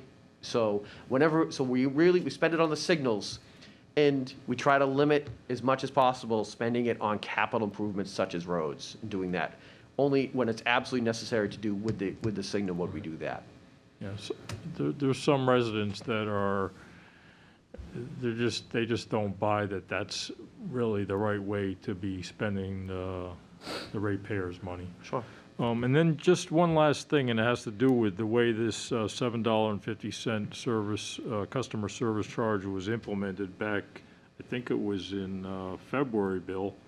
I think when I first noticed it, and I had mentioned this at the Municipal Light Board, that there was a lack of notice, I think, or explanation to the customers that first that the customer charge was going to be implemented, and then really there was no explanation about what it was for. So what you've described since that time during the budget hearings and then tonight, that's something I think should be maybe in that DPW month or quarterly newsletter that you include with the bill. Mm-hmm. I think people would be more understanding of, or more, I don't want to say happy, but at least they would understand where the money was going, what its purpose was for, and then they would probably be less likely to be upset. So perhaps it sounds like the 750 isn't, it's not going to stay at 750, right? You're looking at increasing it again at some point in the near future? At least put that under consideration. Right. I would speak to tonight. And if you were to do that, would it be kind of an incremental increase, or would you just go to that $23.22? Everything that I've heard to date has been incremental, to do it in an incremental process, the deliberations so far. Okay. So again, just communication, people when they, because if they don't know, then they just kind of imagine what's going on. So if you can actually clearly explain to them, I think that go a long way. So I can say all three members of the Municipal Light Board have listened to the Select Board talk about more outreach on our rates whenever we're discussing rates or changing them. And they've given us marching orders to have a lot more information on rates out to the public. Okay. All To right, jump that's that great. up, way different than we've done in the past. Okay. All right. Thank you very much. Thank you. Select Board Member Bernard. Hello. I don't like the charge, $7.50 charge. I don't like how it was done. There was, like Selectman Duggan said, no notice. You just find it in your bill. I understand things cost things, but, the sounds of it, like he said too, it sounds like it's going to increase.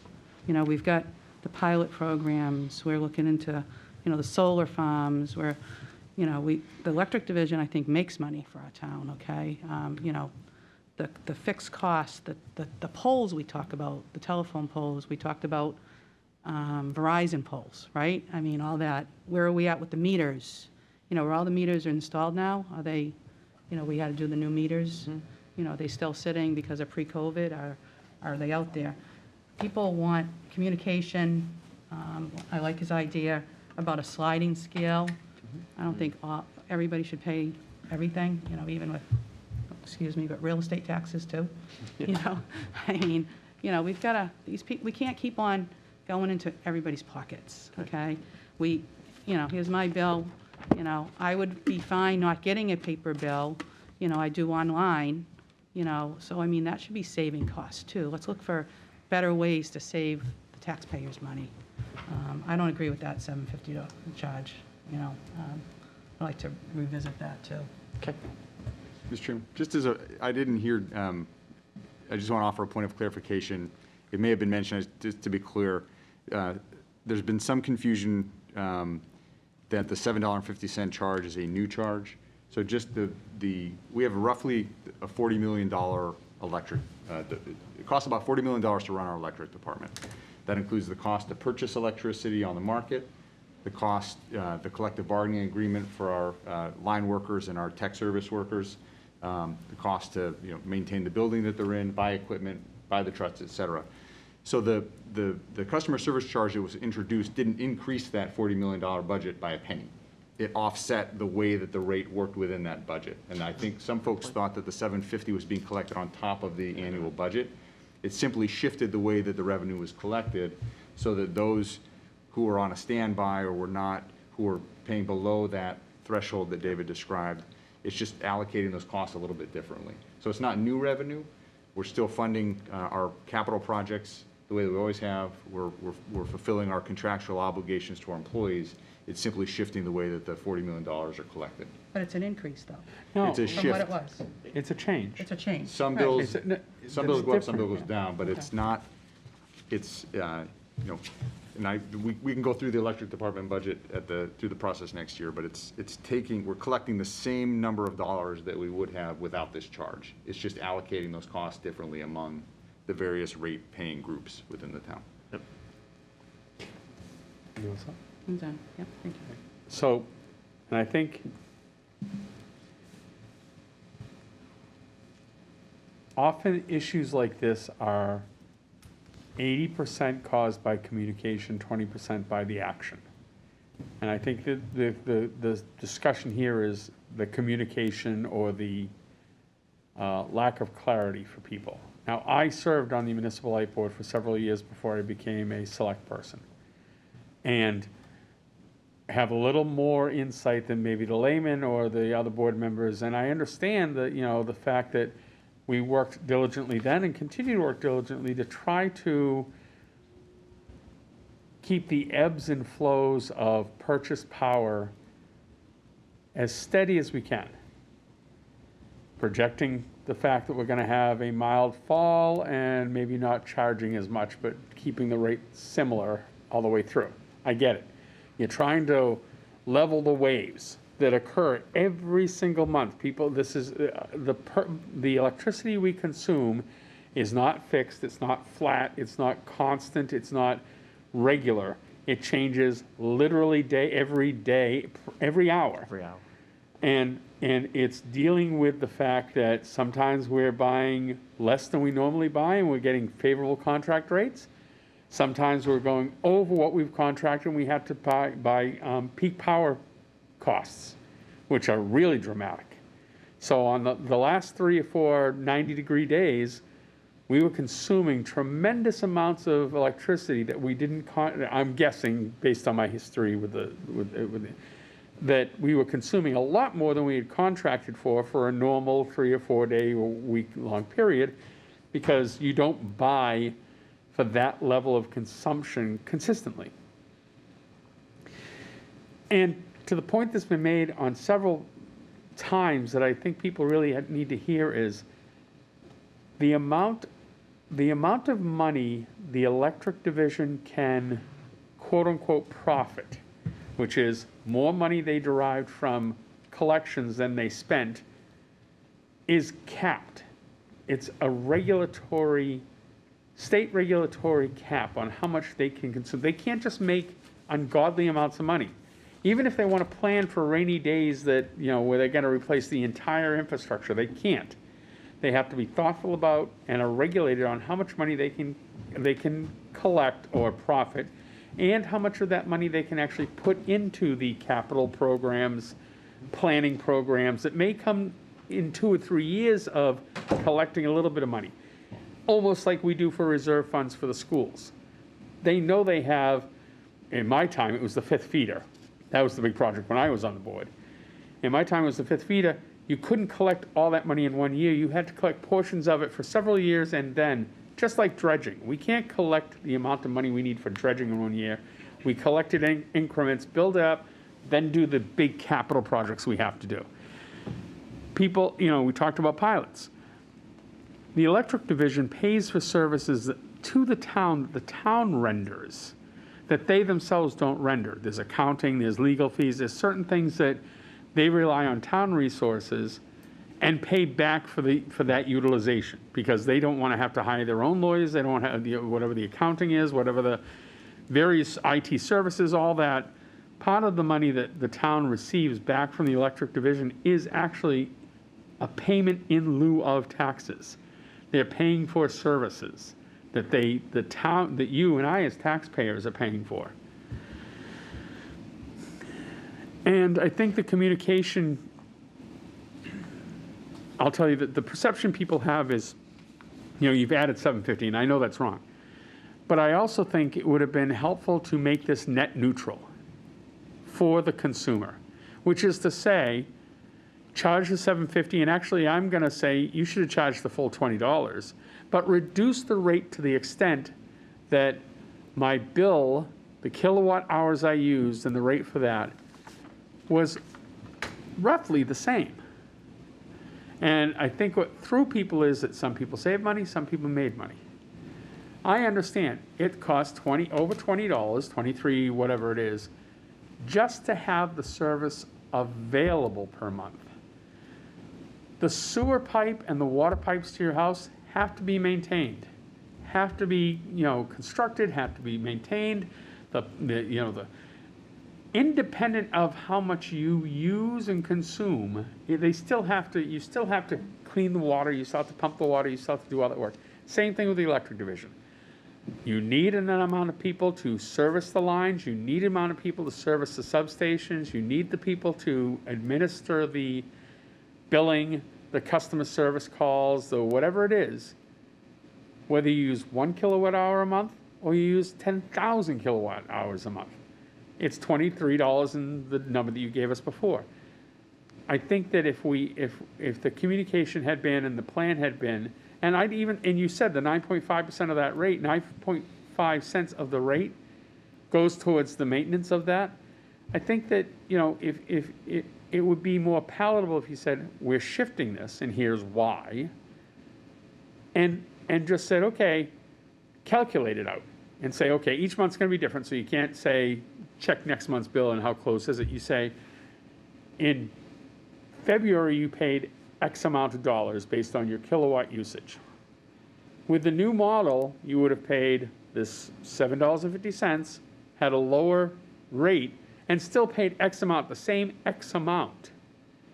It was just shifting it because you have to move it from a spread it based on consumption to you have a responsibility. You have a baseline responsibility for $23 a month just to be a customer. It's like basic cable. You get basic cable. If you need anything, it's a basic amount. My phone, I get a basic phone charge just to be on this wireless plan, and then I pay for the add-ons. I pay for the consumption of more minutes. Same concept, and we talked about it when I was on the MLB. The water, sewer, the municipal services have to move to the baseline cost, consumption cost. And I think that that's the communication we need. And you couldn't have done it, just say, look at last month's and look at this month's, and it's going to be the same, because it'll never be the same. There'll never be 2 months where you have the same exact charge for consumption. So personally, I would have thought you should go to the $20 or somewhere in the middle. It's like the post office, who raises it a penny a year. I'd rather them raise it 5 years and not charge me more once a year for 5 years. Do it for 5 cents and we'll talk to me in 5 years. So go for the $15. Maybe you don't go the whole boat. but then also demonstrate to me that that $15 is offset by a rate decrease, a per kilowatt hour rate decrease that makes it net neutral for me. So I think I think that's an important message, is showing people that this isn't an added, this is just a shifting of your costs to represent base and then extra consumption, and make it and show them that they're net neutral in some way. Just my thoughts. Having been on multiple sides of this coin. Sure.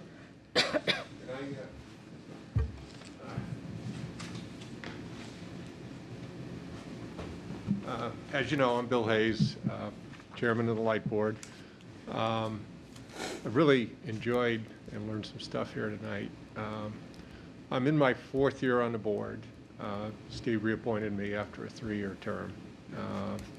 And I became the chairman when Stan Svensson unfortunately died.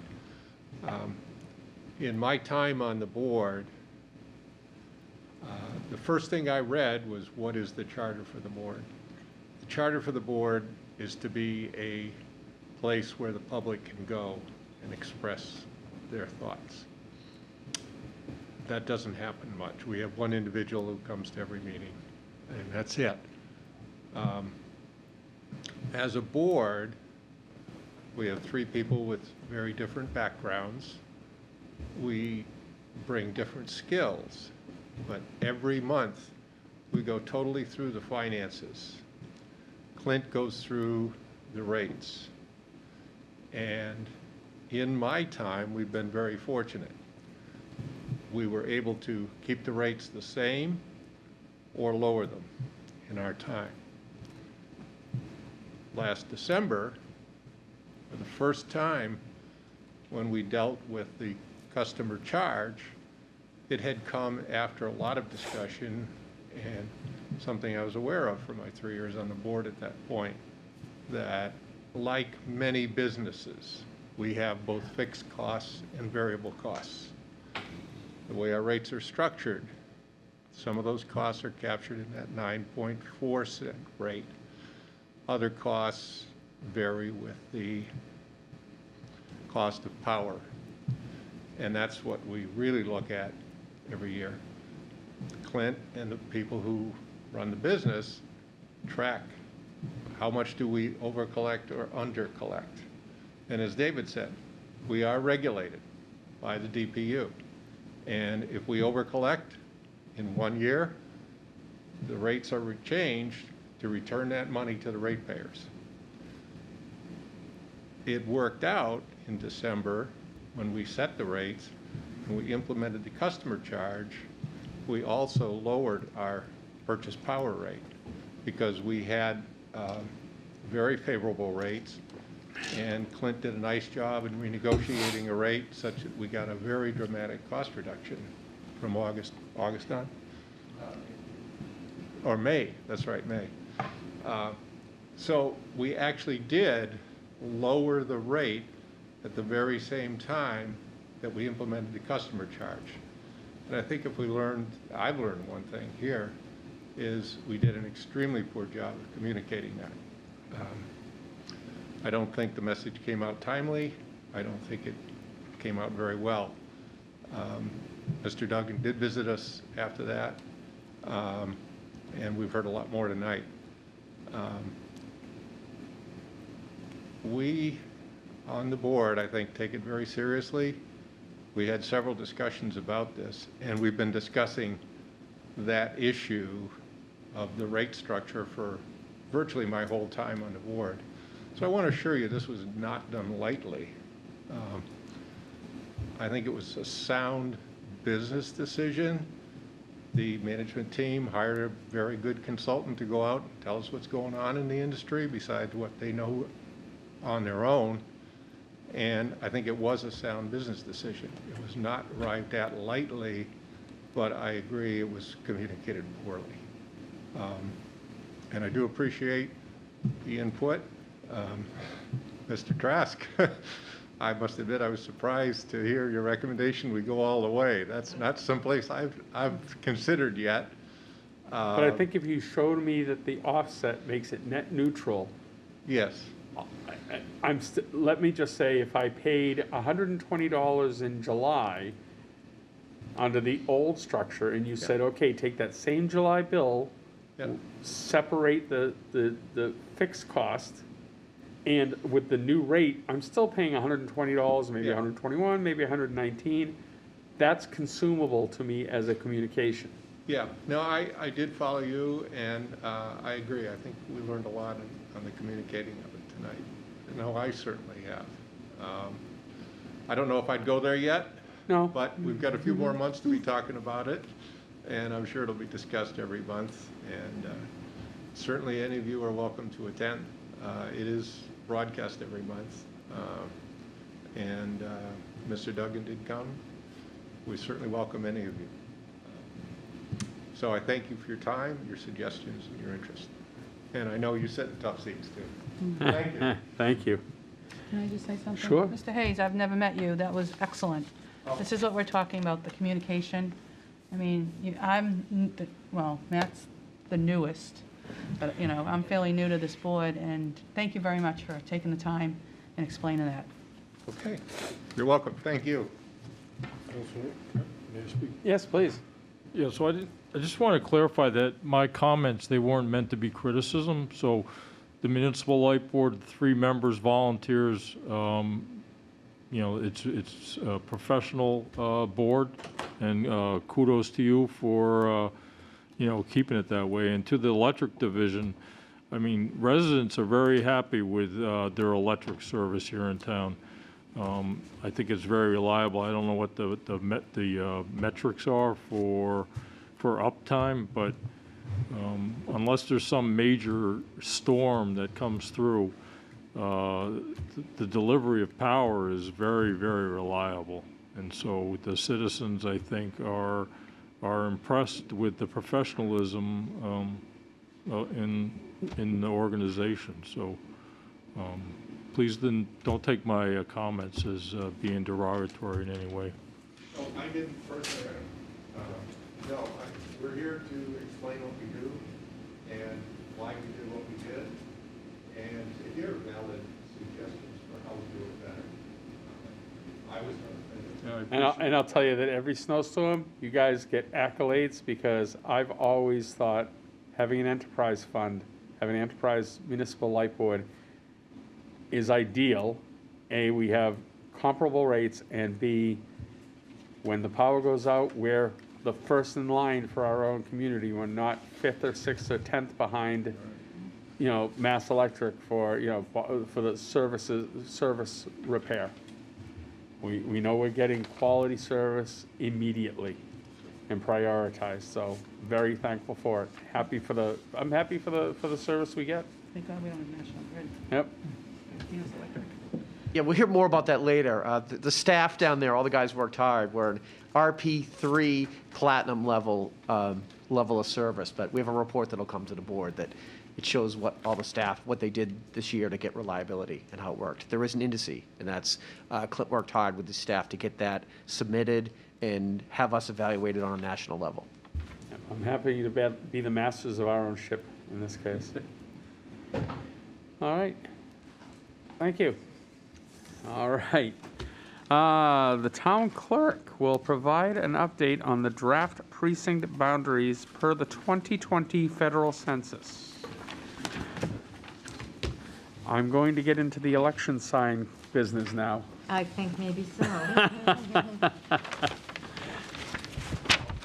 Okay, so what I've provided you with is a map of the precincts.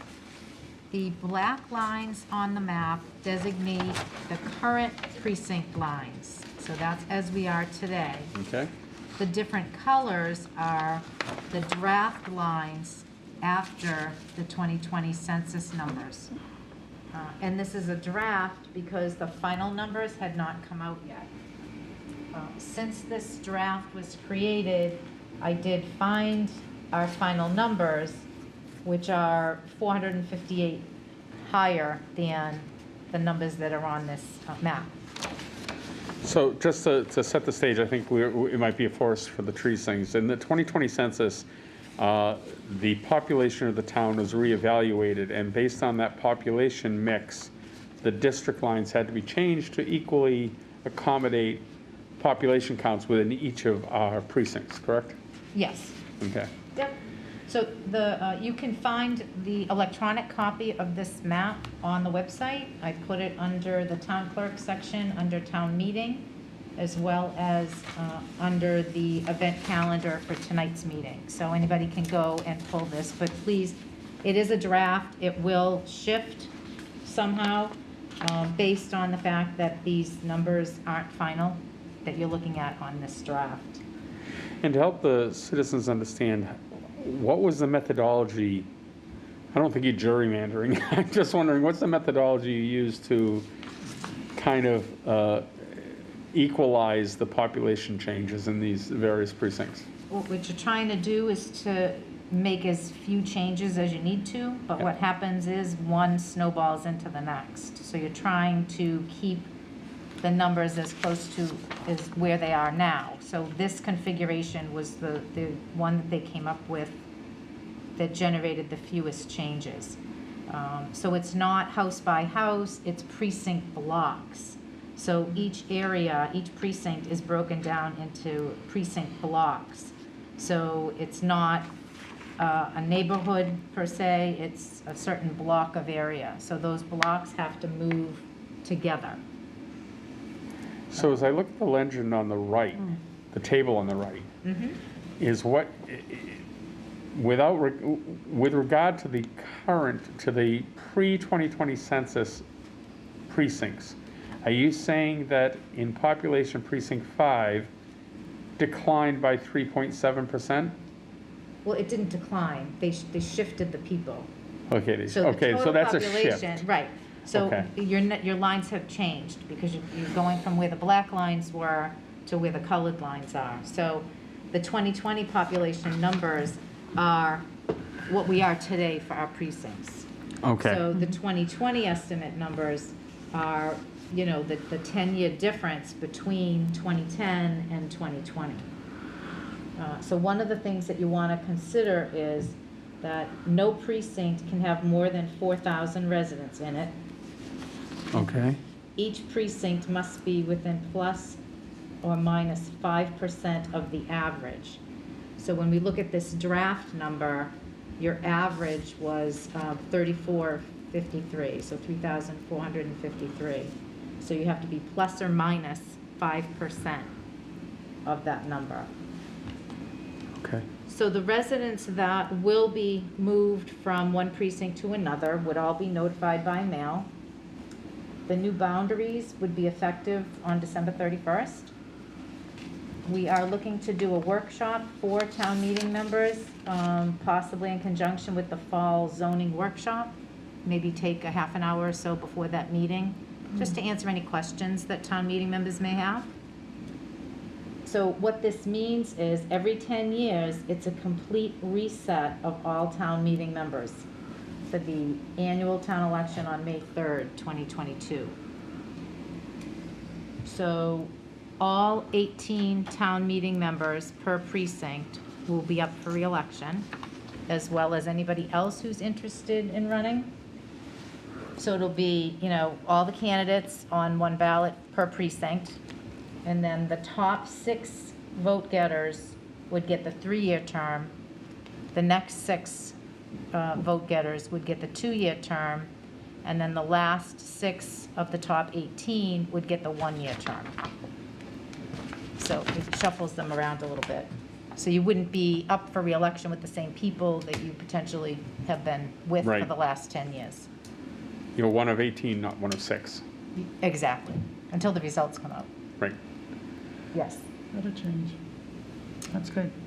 Yeah, so that's what we're looking So at. everyone runs, Yep. and, okay. And I'm looking at the raw numbers, just to let people know, based on the 2020 census, and again, draft, raw numbers, still not firm, but in the 2010 census, we had 26,493 people in town. Yep. In 2020 census, we had 27,629. a difference over 10 years of 1,136. So basically, if you just, the average is the town increases by 113 people a year. I think that's important to note, because there's a lot of people who think we're exponentially growing, we're, tremendously exploding in population. 1,000 people over 10 years is not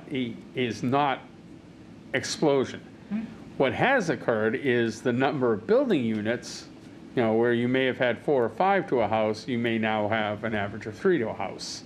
I'm making those numbers up. This is just extrapolating the fact that, yes, we do have a lot of construction in town, but the drain or the draw on the services is not incrementally or exponentially increasing year after year after year. So I think I can't wait for the finalized 2020 census, because there's a lot of detail in there that I, as a statistical wonk, would like to see. But it also helps me explain and describe things to the Sure. constituents. I did come up with, the final number did come out on Thursday. Yep. So the number that we're looking at is 458 higher than this. So our final number is 28,087. Okay. But now where those 458 people fall, You're gonna have to I shift have the no line idea. again. Right, so I have to reconnect with the Secretary of State's office and kind of shuffle things around a little bit. And you're not actually shifting the line, you're shifting the color, as it Right. were. Yeah. The line is existing. The line is the existing, The correct. color is the new. Yep. And then if anybody has any questions on it, on how the process will go for the election in May, I'm happy to answer those questions or go over it with anybody. And will the candidates for re-election, all 18 of them, fall under the signature? Isn't it a different number of signatures for candidates for re-election than it is for new candidates? Well, I've done some research and I went back to the ballot from 10 years ago. Yep. And it appears to me that the existing town meeting members are all able to run as candidate for re-election. Okay. So they would just need to do the declaration. So they don't have to get signatures? Though the current town meeting members would not need to Okay. get signatures, only sign that declaration. Declare I'm running? Correct. Okay. Yes. Yep. I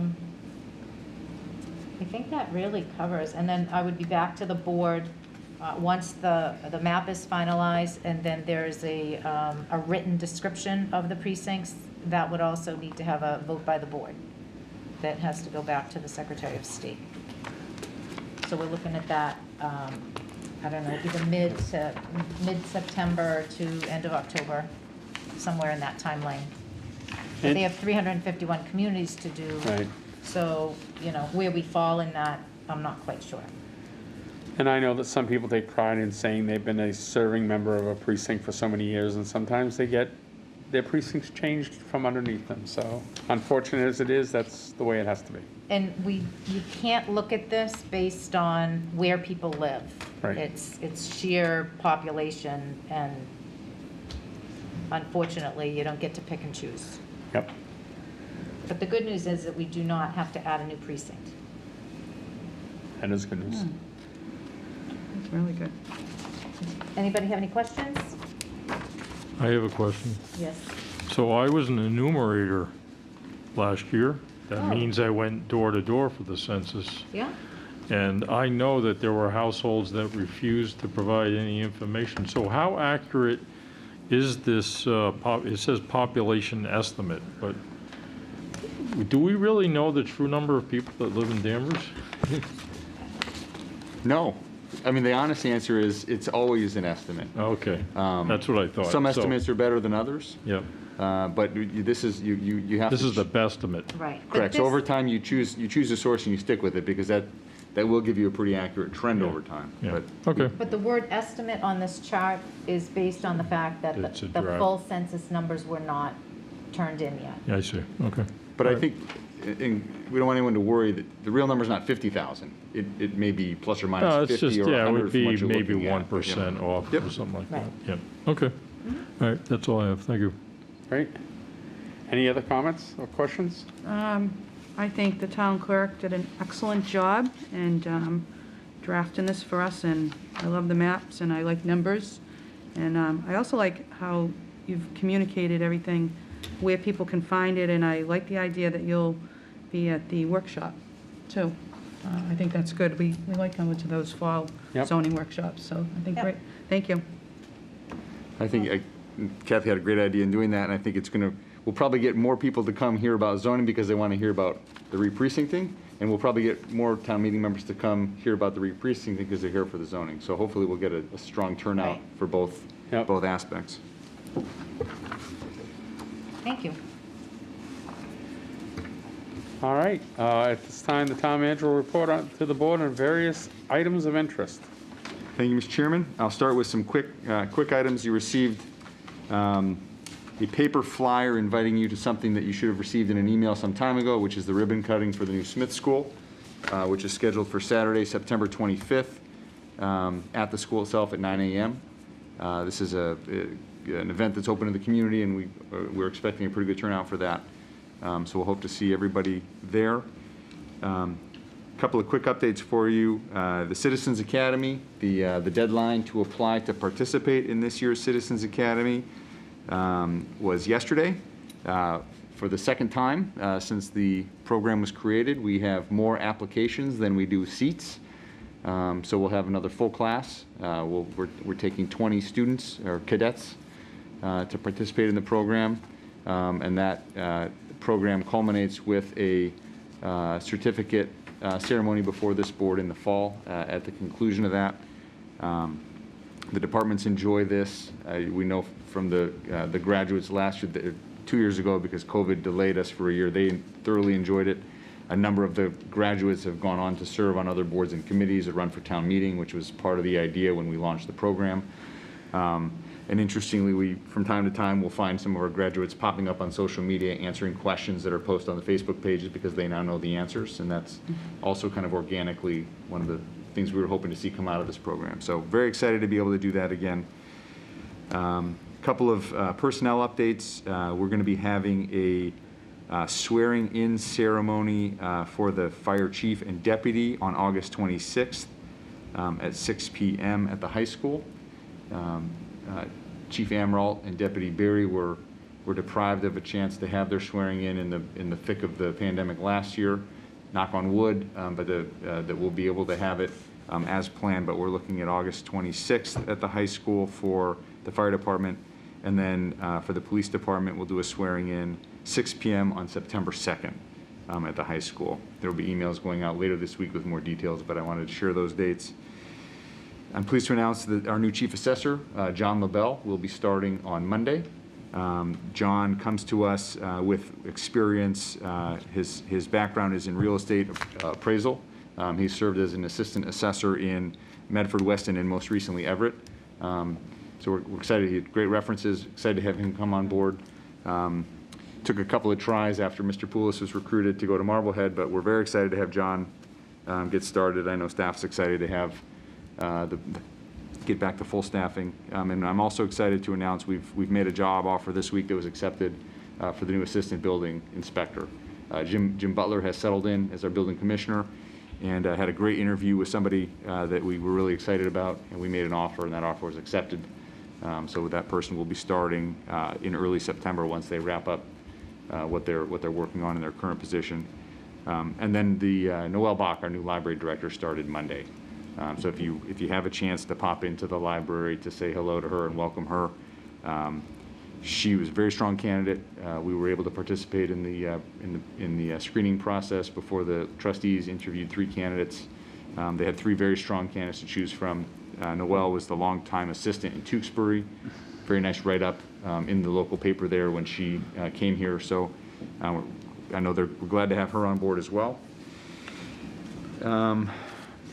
And then I would just mention briefly, I don't know how much, to the extent that you guys would like to talk about it tonight, but I provided a memorandum on Friday with a lot of input from the various departments. One of the strategic objectives that the board set last fall was to take a look at sort of what we learned this year during COVID. And so I summarized for you all of the feedback from the different service areas. I tried to sort of bring to the top some themes that were emerging, and I'll just share those because not everybody has the benefit of having the memorandum in front of them. Virtual services are here to stay. We saw an uptick in all service areas in terms of online permitting, bill paying, et cetera. We have some critical weaknesses in our software applications came out of this. The town has done a very good job historically of building and maintaining its IT infrastructure. In the last 5 years, we've professionalized and built the IT staff, and some of our legacy systems were stressed to the breaking point this year. So part of what we're looking at and vetting at the staff level, and we'll be talking to the board about with access to some of these ARPA funds, is modernizing the infrastructure that all of this business happens on so that we can really take the next step forward. Remote work isn't going away. That's another theme that appeared.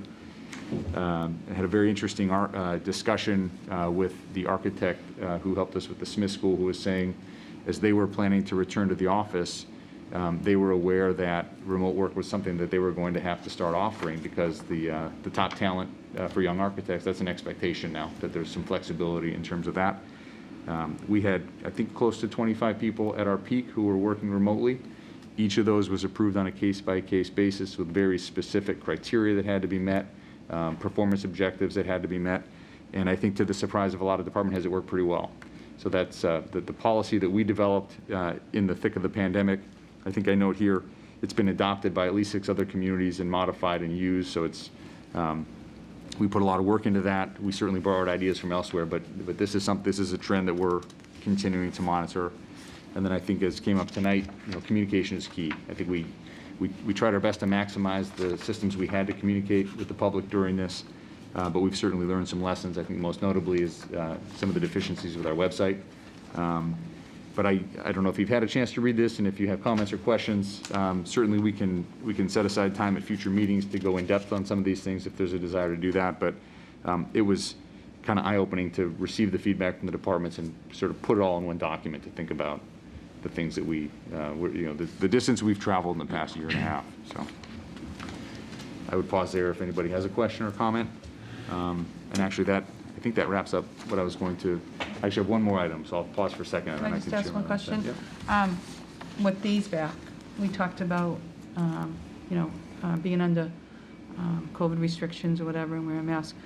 I know that some of the groups that I'm with, like the Danvers Housing Authority and the Rail Trail and things like that, I know that some of them, like the Rail Trail, we're meeting this week here, but can we still have access to the computer too? For remote? For remote? Yes. Like dual, hybrid, so remember kind of like even our Yep. affordable I was going to ask housing, the same question. that's something that, I think, was it one of the meetings I asked and they said, oh, we don't have that capability to do that. So I think that would be good for people to. Yeah, have that. that's, so we're limited to a small extent in terms of where we can do that. We have several rooms in town that are wired for DCAT to stream without coming in with a tripod and having to set up. So the only limitations we have are wired meeting space and the staff availability of DCAT to support. So for example, it would be, I don't know that we'd be able to stream 6 meetings in a single night, but we certainly can accommodate. My suggestion to any board would be communicate early with your staff liaison so that we have time to work with DCAT to make sure that we can accommodate that. But we certainly have learned how to do that, and we're prepared to do that. Okay, great. But I was going to add the same thing. I was going to ask the same thing. I think we need to develop a hybrid model, which includes not just DCAT, but there needs to be someone staff level wise to monitor incoming questions, it's not a free-for-all. It's not that there's a TV on a stand at the end of this room and anyone can just offer questions. They have to be recognized by the chair as if they were still in the room. And so you kind of need a coordinator, and I don't think we can put that on DCAT to do. We can have, I know that in past meetings we have had Jen monitor who's asking questions, or someone monitors who's asking a question or comment, whether it be in the chat feature, or we may put them on screen. On screen, that's okay. I think that it's not just, I think COVID has proven we have the technology to do it. I think practice has shown us that there are people who will participate in both manners. Some people want to be in the room to talk to the planning board. Some people want to be able to say something but can't make it to a selectmen's meeting physically for whatever reason. We have to accommodate the fact that we should be able to embrace the technology that lets people to participate either in person or, via technology. But I also think firmly that we should be moving back to public meetings where we can. I think the hybrid, I think the all remote model, it should have a shelf life. There is value in having people in the room, in the building, facing them, seeing the body language, seeing I see the reactions we're getting out there, and may change my question and the tenor by the way people are, reacting in the room. So I think it's important that we should be moving back to boards and commissions have physical meetings, and we should add the hybrid option, is my thought. It may not be every single board and committee. It may, there are some that it may just not be, you may not have the consumption of technology. If we start it, and if we start it with the selectmen, start it with the ZBA, start it with the school committee, start it with the planning board, see how it goes, work out the kinks, and then you may extend it to a trust meeting. And if after 3 meetings we don't get that level of participation, we ask people to schedule that several weeks ahead. If you're going to participate remotely, we need to know, and then coordinate that way. I think it's a combination of policy and practicality. I think that you certainly wouldn't. We would need more than one person capable of doing that. You would burn somebody out instantly if they were expected to be handling the in and out. And I think at a lot of meetings, and we had an offline conversation about this, when there's an item that is going to generate interest, you want to prepare for having as many options as possible. But there may be a board where 8 out of 9 meetings, there's not a single member of the public who comes. You wouldn't necessarily want to deploy the staff resources to prepare for something that's most likely not going to happen. So, but policy can help determine when you flip on, when you flip off, right? Maybe not the next river committee, but the next health department meeting. Right. Yeah, and I think that's something we continue to look at, and certainly, again, it's probably a combination of equipping staff with the training they need to do it, and then having the right platform to do it. Yep. So that it's simpler than having a Zoom meeting set up inside of the Teams meeting, projected over here with the microphone over there. We need to figure out a way to do it simply and consistently. So that's good feedback. Other comments before the town manager moves on? Yeah, I'll speak to so the senior center has been built out by DCAT, and that has been working very well. It even allows some of the board or committee members to actually be engaged remotely and participate in the discussions and the votes.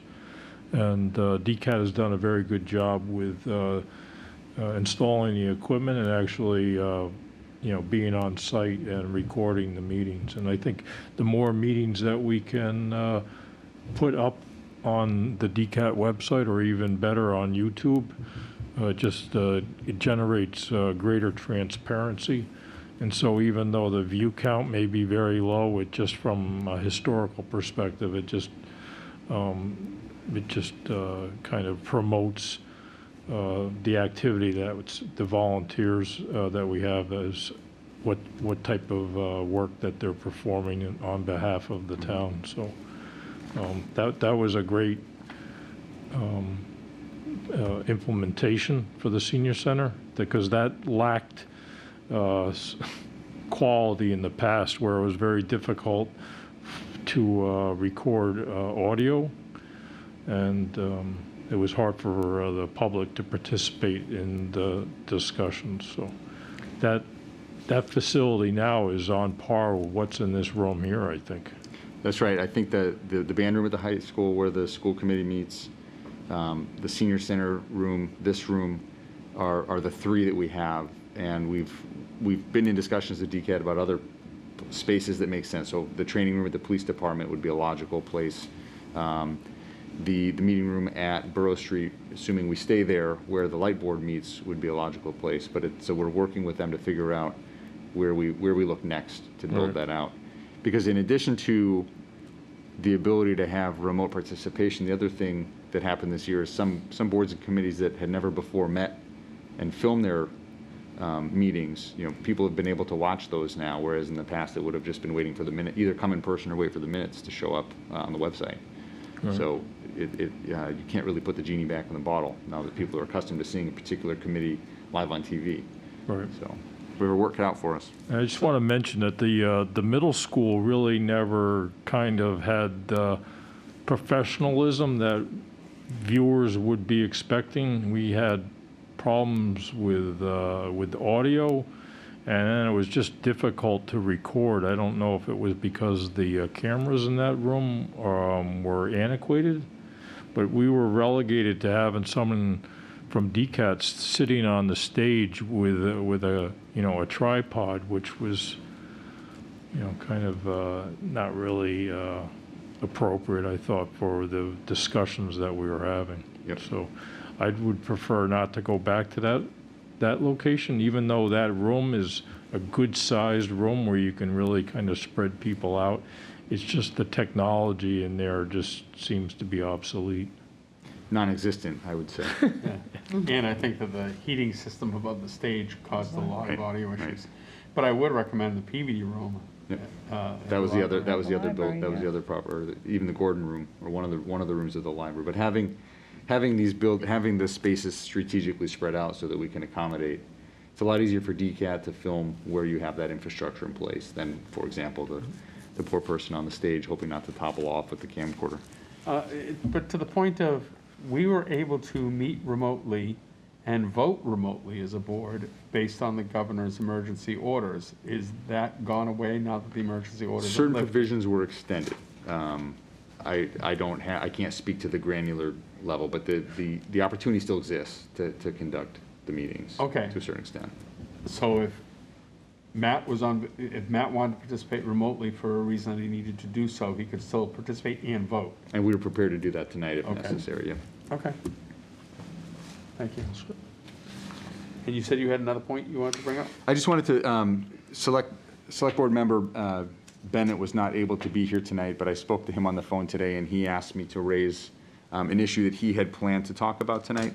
So I guess this is we'll blur the line now between manager update and board update, but Dan is the chair of the Preservation Commission, and at their last meeting, they voted, the Townsend Energy had filed a demolition permit to take down the old train depot and make some site improvements to their commercial property. The Preservation Commission, under the demo delay bylaw, voted to deem the property historically significant and worthy of preservation, which triggered the 12-month delay, which is what is envisioned in the bylaw.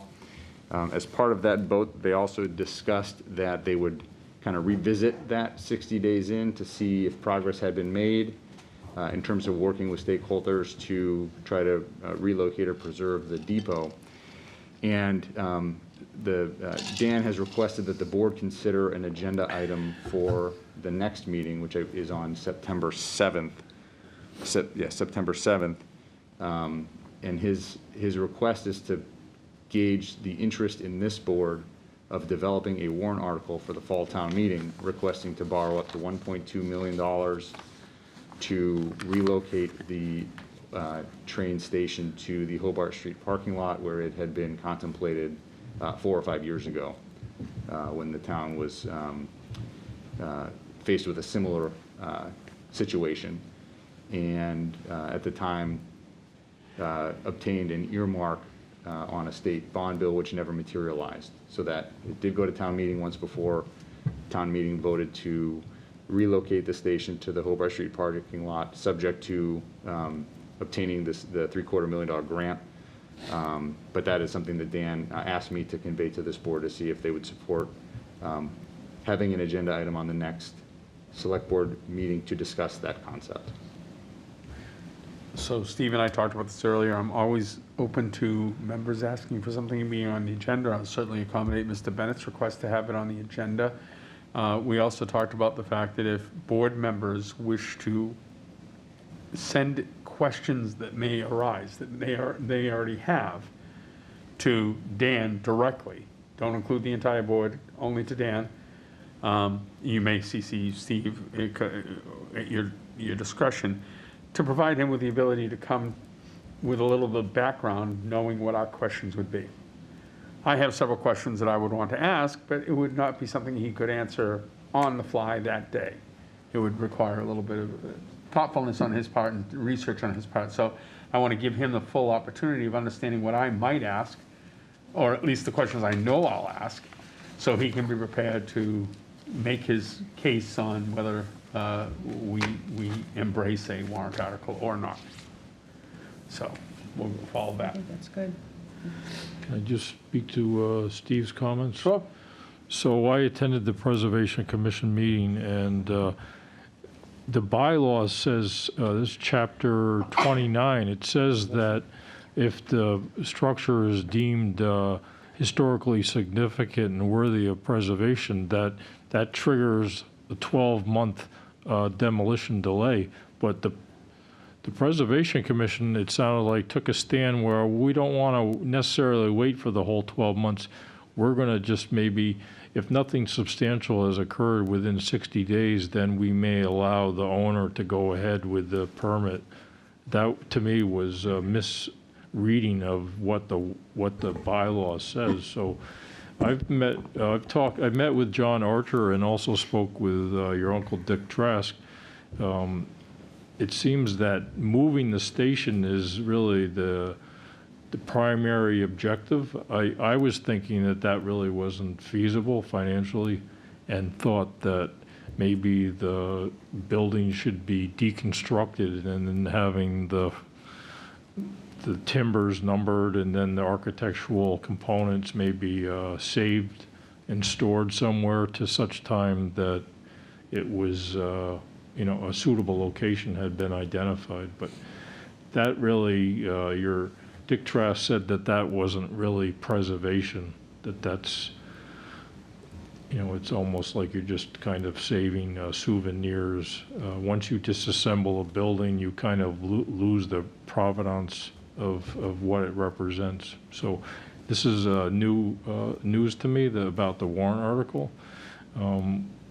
It was news to me as well when we spoke today. Yeah, so I was sort of involved with that effort several years ago, and there was kind of not really a lot of buy-in for people that think they own part of that parking lot or have a vested interest in it, and I can understand their perspective. But at the same time, So I'm going to ask in fairness to Dan that maybe we hold these important comments till he's here. Yeah, that's fine. Okay, well, I'm glad that there's some type of movement, no matter what it is, rather than just kind of sit back and hope for the best, which really isn't very productive.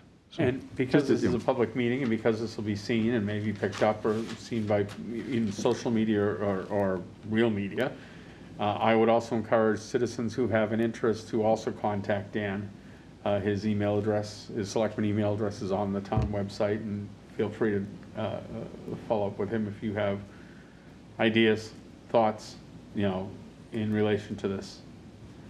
And if I could just, as a point, we spent some time looking at the bylaw because we had a similar question, Matt, and I think we'll have copies of that for the board to review at the next meeting. There's language in the bylaw that talks about the Preservation Commission does have the ability to sort of dissolve the delay if a good faith effort has been made. So at some point during that 12-month process, they can determine that the property owner made a good faith effort and no solution appeared, and they can release it prior. And my reading of that, and in speaking to Dan and Aaron, is that certainly this station has been on the radar for the better part of 20 years. There have been concerted efforts in the past to try to preserve it.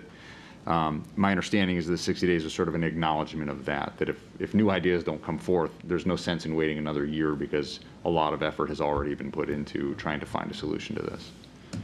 But we'll provide language at the next meeting.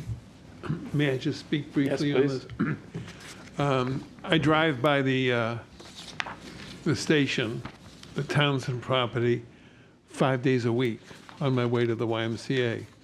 I look at it, and Richard Trask is one of my favorite treasures in the town of Danvers, and I so respect his feeling and attitude with respect to this building. But as maybe Steve or Matt has mentioned, this has been a topic of discussion for years.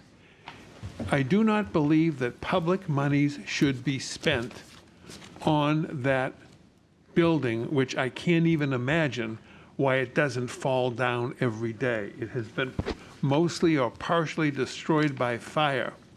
I will not support a proposal going forward to the town meeting. Frankly, I think most of the town meeting members would laugh at it.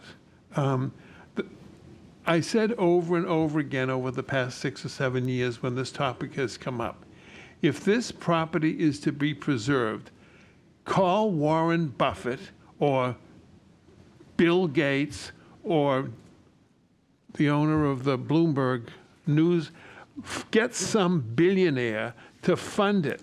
Don't expect ordinary people in Danvers who are already bludgeoned with the amount of taxes that have to be assessed in order to run the kind of town and the services that we have. This thing ought to go, and Mr. Townsend, I have never met him, but boy, have they been patient with the town, and I will support nothing to make this thing go any further than have it taken down in 60 days, which is still too much time. Thank you.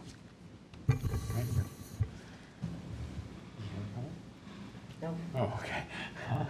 All right, we'll leave it to Dan to present his motion at the next meeting. It'll be a regular agenda item, publicized, so that people can offer their comments to him ahead of time, including any members of the board who wants to ask him questions. I do have some specific questions that will help me make my decisions.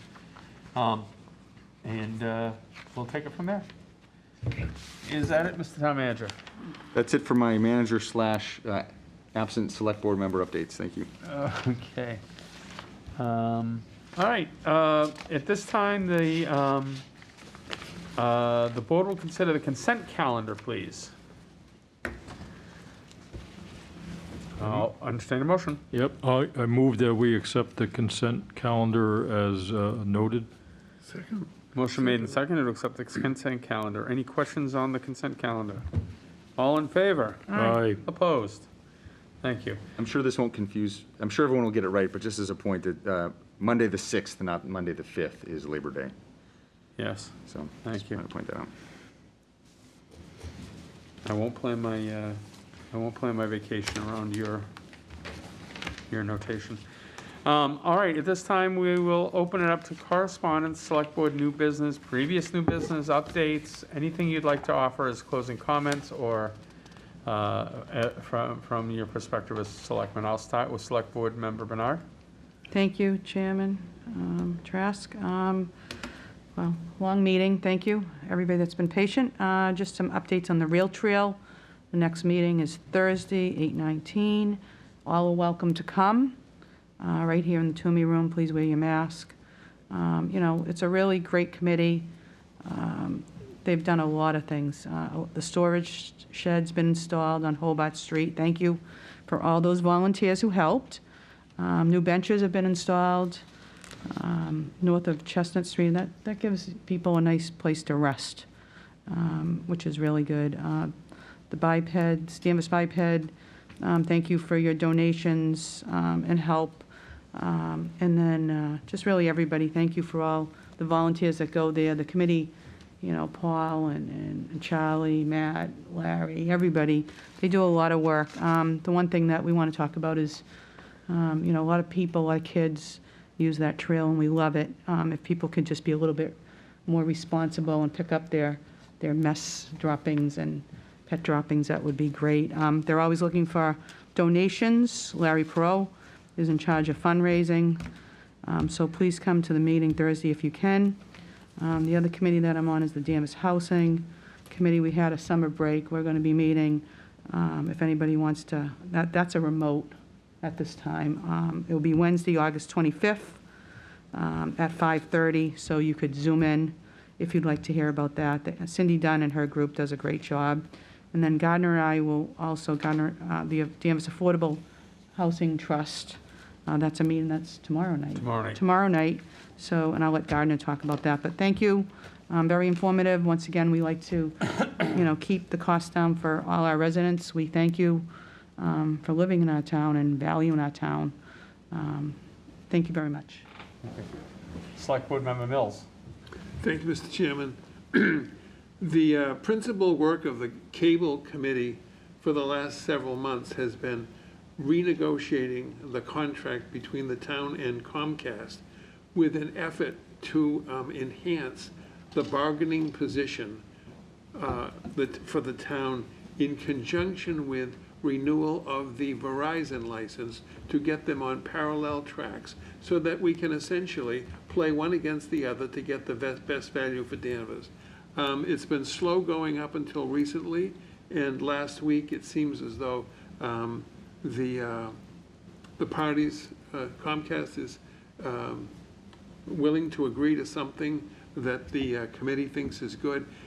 Most of the work that is being done on the matter is by Jen Breaker, who is essentially the staff person assigned to the committee. And it's kind of technical stuff, and she does a beautiful job, and so things are going well. I would like to also comment on the Human Rights and Inclusion Committee.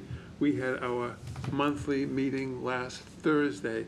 And by the way, we meet in the training room at the police station, which is great space. We had a great meeting. Among other things, there were 4 youngsters from the Danvers High School who were awarded scholarships. They're not enormous, but they're $1,000 scholarships for their activities as students committed to the values and hopes of the Human Rights and Inclusion Committee. These 4 youngsters were absolute mind blows. Their accomplishments as students at our high school are the most wow. It was just, there is hope for the future with these kinds of people, and we are turning them out, and it was really great.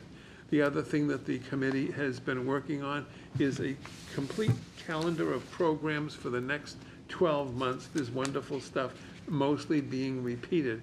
There is also a monthly or periodic newsletter being put out by the Human Rights and Inclusion Committee, mostly the coordination work by Eileen Page, who was recently married, and I am sorry that I forget her. I think she's using her new name, and I don't know what it is, sorry. She does a great job. And then finally, people may remember that 7 or 8 months ago, the committee designed and published a yard sign. And it's on the front of the thing here tonight, and there are 4 in the, I have 4 of them with me. So anybody who would like one for their yard, please take one and wear it. I have one on my fence across the street for the last 7 or 8 months, but the distribution was, of course, slowed down by COVID. So we hoped that we would have a whole bunch of them in the town, and there are many in the town, but for anybody who wants them, they're available, and in the planning department, Eileen Page can get one for you, and there are 4 here tonight, and I'll return them to Eileen unless people in the room would like to take one and put it up. Thank you. Thank you. Select Board Member Duggan. All right, thank you. We spoke about the train station. I wanted to comment on the Border to Boston Trail, of which Danvers has been a member for about 15 years. It's a coalition of 8 communities between Boston and the New Hampshire border. So I attended a ribbon cutting event this afternoon in Salisbury.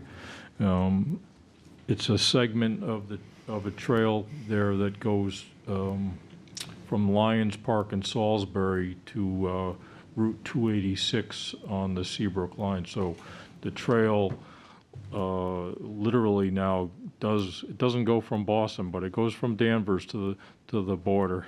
So it was quite a turnout. We had Lieutenant Governor Polito was there, and Secretary of Transportation Tessler, and also a large contingent of Mass DOT District 4 folks. And they spoke about how the governor is really buying into trail networks, not just here on the North Shore or on the northeast part of the state, but really throughout the state, about how it strengthens communities and ties them together. And Newburyport, Salisbury, and Amesbury, and also Newbury have done a really outstanding job for creating a trail network that allows folks to walk and bike throughout those communities, mostly off-road. It's very, very impressive about how those folks up there have really kind of been persevered through a lot of opposition. And the early days of the Danvers Rail Trail, some of those folks came down here to Danvers and helped us champion our trail. So it shows that when you have a group of people that are motivated and work together, you can really create some impressive results. And the Lieutenant Governor spoke about money that's available, and I think that we're looking to Mass DOT for our westward expansion from Nichols Street out to the Hawthorne Post Office, because the Route 6295 corridor is it's dangerous. And so we were looking for Mass DOT and TIP money to provide some type of protected pathway through that corridor. And it sounds like if we can kind of get some type of preliminary design created, that we may be eligible for funding. That would go a long ways towards connecting with Middleton and being able to kind of bring folks in from that part of town and be able to allow them to travel safely into our downtown. And we also met with the Middleton Trail folks last month, and we spoke about how we could use some of the money that Leahy Health has donated to the Rail Trail Committee to build the segment that's past west of the State Police Barracks. And Middleton is willing to kind of do some of the work for us. In return, we would just pay for the costs. And so that's kind of exciting news, because you're aware that we're working on phase 1 from our existing trail out to College Pond and Nickel Street. So that's phase 1. And then if we could get phase 3 completed, that would, I think, incentivize the state to kind of fill in the gap. So it's very impressive. Anyone wants to see a rail trail that's $1 million a mile. It's the Coastal Trails Coalition, coastaltrails.org. They have a map, and it's just very exciting when you can see trail network that's really a high quality, award-winning design. So that's all I have. Thank you. Thank you. I get the same emails most of you get. If you aren't involved in the emails that I received as a selectman, I usually let you know how I've responded to people, so that either you don't have to feel you have to respond if I've taken action that you see. There hasn't been many. I did get several requests regarding masks, and they were seemed to be a shared email body that multiple people sent in, which is fine. I understand that. Part of the reason I asked questions I did tonight about responsibility, authority, was to let those people know that really they should be addressing their questions to the Board of Health meeting that's upcoming. So if you're watching and you did ask us questions individually or as a group, really, it's the Board of Health that will be the best opportunity for you to voice an opinion that the people who have the authority to enact it will hear. I can appreciate people coming to us and, and we've each voiced our opinion tonight. But if you want to, if someone has written us and wants to go to those meetings and understand them and voice their concern directly to the people who make decisions, that's the meeting. I will be attending tomorrow night the Affordable Housing Trust meeting. We had, like most of these commissions, had a couple months off for the summer. This is, we're back to it. We will be discussing the 2020 census and the impact on our housing stock and upcoming plans and opportunities. It is a public meeting, as all of these are. People are welcome to attend. It's here at the town hall. I believe it starts at 6 or 7? 7. 7. Then the following night, we have the River Committee meeting. I may not be in attendance for that one as the liaison. That is one where the selectmen liaisons are participants but not voting members. I have a potential conflict tomorrow night. Other than that, I think we've covered all of the items that I've seen in recent emails. I do look forward to you should have gotten gotten invitations or notifications of swearing-in opportunities for the fire department and swearing opportunities for the police department upcoming. And people, you're all welcome to attend at your leisure. There's also the ribbon cutting for the Smith School in September. I plan on going, but the more the merrier. I think that is... One other thing? Yeah. Maybe not tonight, but maybe next night, can we update people about the Beverly Airport?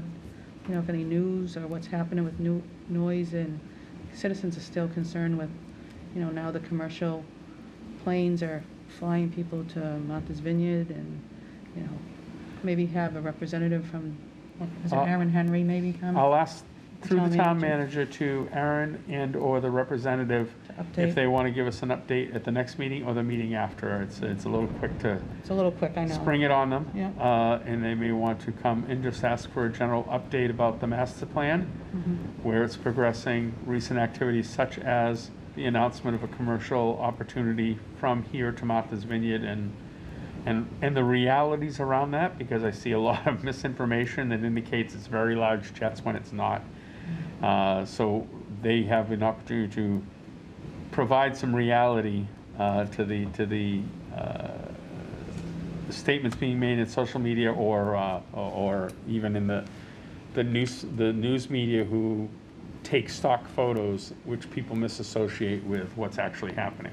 I know there was a recent article in the media about the opportunity of this charter service, and they took a stock photo of a fairly large jet that I know is too sizable to land in Beverly Airport. But people need that clarity. I would actually like to ask the town manager to consider a rotation of boards and commissions to come before the select board to offer what they're doing. So you might have the trust come before us. You might, and then another meeting, another month, it might be the rail trail. It might be the some other committees that, especially where we've got members. As a senior member, I've seen these for over the years, but what's the River Committee do? What are their plans? What are their charter? What do they, what do they provide for services or outreach? We've got members who, some of the members have only been here 1 or 2 years and may not have had that experience of seeing those commissions. And I do know that we've been invited by the harbor master to always take the opportunity to go on a tour as part of the River Committee of the Harbor Ways, and we should try to accept those invitations. But I think that it would be good not only for the select people to hear it, but also the community here. This is your River Committee. Here is what we do. This is your rail trail or your diversity committee, whatever it is. And just put it on a regular cycle. Just as a curiosity, is there a particular invitation. committee this board would like to start with or hear from Well, I I think can we go back heard and talk to- airport first. Airport, Sure. yeah. Okay. And not, maybe give them time to prepare too, you know. Aaron, he's busy. So if you schedule them out one per, meeting, starting in a few meetings, and then just say, hey, you're on deck for December and you're on deck for January, that might be, it gives them an opportunity. I know, Speaker of the month. yeah, Yeah. we do get an annual report by these boards and commissions. But sometimes it would be nice to let the public know. So, anything else, board members? If not, I will assume Dan's mantle and ask everyone to remember active service military as well as the veterans, especially in this time of unrest in Afghanistan. It brings up a lot of emotion, a lot of feelings, a lot of